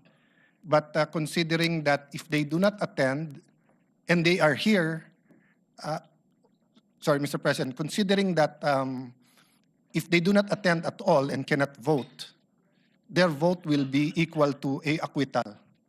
And as we said from the start, we want a fair and we want justice, we want a fair impeachment trial. Sinabi ng prosecution na sana tignan yung ebidensya, pakinggan, mga witnesses. So kahit gawin to ni Senator Marcoleta at kahit gawin to ni Senator Jinggoy, and of course this is my personal opinion that may politika sa pagpapakulong sa kanila. That's my personal view. Allowing them to attend here might add to the integrity of the proceeding and actually make things easier when the time comes to render a verdict. So may I submit that to the court and to our colleagues for discussion at the proper time, Mr. President. The chair notes the comments and requests of Senator Judge Cayetano and will consult the senator judges regarding this matter and shall coordinate with his office with respect to his requests pertaining to Senators Jinggoy Estrada and Senator Marcoleta, including whether or not we will enlist the comment on and position of the parties to this case. So ordered. Senator Tulfo? What is the pleasure of Senator Judge Tulfo? Rafi? Mr. Presiding Officer, as far as I'm concerned, I would allow siguro mag-monitor yung mga si Senator Jinggoy, Senator Marcoleta. They will be allowed na kahit man lang yung sa TV monitor. Para sa akin, I do agree with what Senator Alan Peter Cayetano was suggesting. Thank you, Mr. Presiding Officer. The point of Senator Judge Rafi Tulfo is well taken by the chair. Any others? If there are none, Presiding Officer would now like to deal with an administrative matter before we adjourn for this afternoon. On the matter of providing public access to case records, yes, Senator Judge Marcos, what is your pleasure, ma'am? Yes, Presiding Officer, may I request an update? As I recall, during the pretrial conference, there was disagreement on how to go about the markings on the various documents, and among the thousands of pages that we have received in evidence for the trial, it apparently was resolved that the counsels would place their initials on the evidence. Is that correct? Is that still what stands today? And each party would take their respective evidence or files and present the same during the trial to guarantee that the same evidence would be presented. Is that correct? That is correct, with the exception of some, I think, documents that where the original was not presented, which is being corrected, I think, by the parties as we speak. Are we in fact in receipt as judges of all these thousands of pages? Dahil ako, simple lang hinahanap ko yung affidavit of investigation, yung dalawang NBI na unang testigo na sana haharap ngayon, nakita ko sa libu-libong pahina na sinabmit, mali-mali ang pagka-annex ng AOI, hindi ko talaga mahanap. Tapos, ang sabi doon, Annex G. Pero nung kinalkal ko yung Annex G, hindi naman affidavit yun, kundi disbursement voucher or something like that. Kaya hindi ko alam kung nag-provide ba talaga ang clerk ng Senate ng records as marked during pre-trial at kung pinal na talaga ito at pag-aaralan natin. At this point in time, Your Honor, documentary evidence as of yet has not been formally offered and therefore has not been turned over to the court. Neither is it as of yet been identified by a witness to authenticate the same and to be allowed admission into the records of this court. That time will come once the prosecution presents their witness and identifies the piece of evidence. That will be the proper time, perhaps, that the good Senator Judge can ask for a copy because the lady might want to ask questions of the witness should that time come for the witness to testify as to the document marked previously erroneously or rightfully by either party. Yes, precisely. Thank you very much, Presiding Officer. We wish to prepare for the three first witnesses, and we're unable to access any of their affidavits or other documents. Thank you. Duly noted and entered the records. What is the pleasure of Senator Judge Padilla? Ginoong tagapamahalang hukom, gusto ko lamang pong sundan yung sinabi ni Senator Judge Alan Peter Cayetano at magpasalamat po kay Senator Judge Raffy Tulfo. Gusto ko lamang pong linawin na ang hinihingi po namin kung hindi man makapag-participate dahil sinasabi nga po ay ipinagbabawal silang makapag-participate at bumoto si Senator Jinggoy Estrada at Senator Judge Marcoleta. Ang hinihingi po namin ay makapunta po sila dito bilang observer. Hindi lang po basta monitor. Yun lamang po. Maraming salamat. Noted, at the proper time we shall discuss this matter and settle it as a court or in caucus. There being no other Senator Judge who wishes to make a manifestation, comment, and/or motion, Chair would now like to dispose of an administrative matter.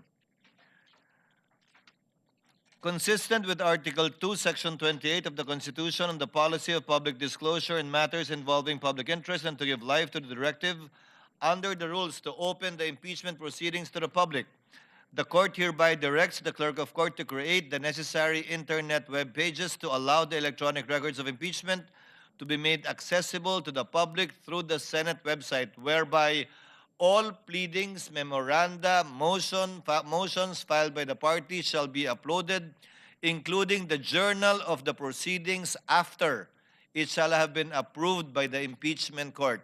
Yun lang po siguro yung madedelay ng konti dahil kailangan aprubahan muna ng impeachment court yung journal bago po namin ma-upload sa website. Yes, what is the pleasure of Senator Judge Bam Aquino? Yes, Mr. President. On this note, firstly, we'd like to second and congratulate this move of the impeachment court to make all of the evidence available to the public. May we know in how many days will the clerk of court make this evidence available to the public, Mr. President? They've started, but they have not completed it yet. As Senator Judge Marco said, the documents are voluminous. I think it covers until 9Q, if I'm not mistaken, initially, when it was marked. About more than 10,000 documents. Mr. President, of course, in the same way, if this is made available to the public 6 months from now or 1 year from now, that defeats the purpose of having this made public. No, that will not happen. Yes, may we get a commitment from the clerk of court as to the delay by which presented evidence is made public, Mr. President? No.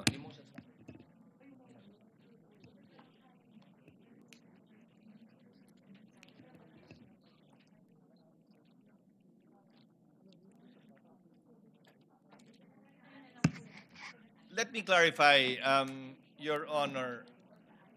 I believe the articles of impeachment as well as its annexes have been uploaded. The answer as well as its annexes have been uploaded.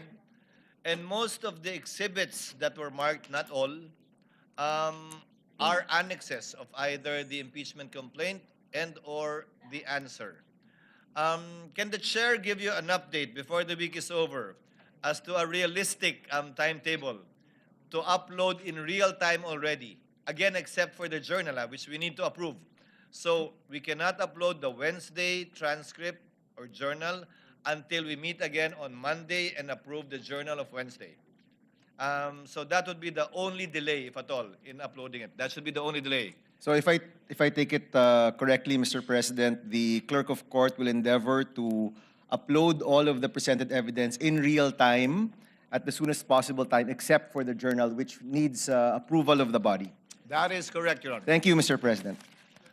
Senator Judge Cayetano Allen. Presiding Senator Judge, just a clarification. No?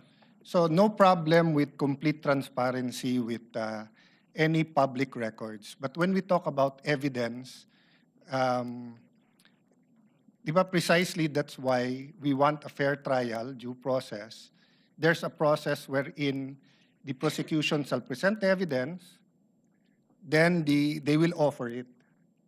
And then if there's a question as to the relevance or if it is prohibited, for example, if a evidence presented is a fruit of the poisonous tree, will we upload that? We haven't decided yet here whether we will accept it as evidence or not. So let me tell you first which ones personally I don't have a problem with. Don't have a problem with the public records in general being completely transparent. I have no problem with senator judges given time to review everything, and I assume we're all trained to consider only the evidence that is later on admitted, offered and admitted. So my problem is that, for example, no, if someone offers now, between now and the trial, wiretapped recordings, do we upload that when we have not made a ruling yet on that? So I just want to be clarified on that. The chair will clarify. As the chair said earlier, only the pleadings, motions, and memoranda filed by the parties, and insofar as the exhibits marked are concerned, only those attached as annexes to either the articles of impeachment and or the answer to the impeachment complaint. Insofar as documentary evidence is concerned, it will only be admitted, and if at all admitted by the court, and published once formal offer has been made. Until such time, we will not publish any documentary evidence even after being identified by a witness, because it is the formal offer that will determine its admission by the court after the Same party thing, rests. just to clarify, same with if we do issue a subpoena, duces tecum. The subject matter of the subpoena will not be published, but the motion for the issuance of a subpoena Thank you. will. Thank you for that clarification. Thank you, Your Honor. Senator Judge Erwin Tulfo is recognized. What is your pleasure, sir? Thank you, Mr. President. Thank you, Mr. Presiding Officer. Just want to be clarified. I need a clarification, Mr. Presiding Officer, with regards to this anti-money laundering council documents or pieces of evidence that will be submitted here. Will it be okay if we tackle this in public, or shall we tackle evidence from the AMLAC during an executive session? I believe this is under the bank secrecy law, or we can tackle it because this is an impeachment court, Mr. Presiding Officer. What we will debate upon, if at all, on the scheduled date to be set by the chair is a debate on whether or not to issue the subpoena duces tecum ad testificandum in relation to AMLC records, not the actual records yet. Once it is granted by the court and is issued, it will have to be presented by the parties.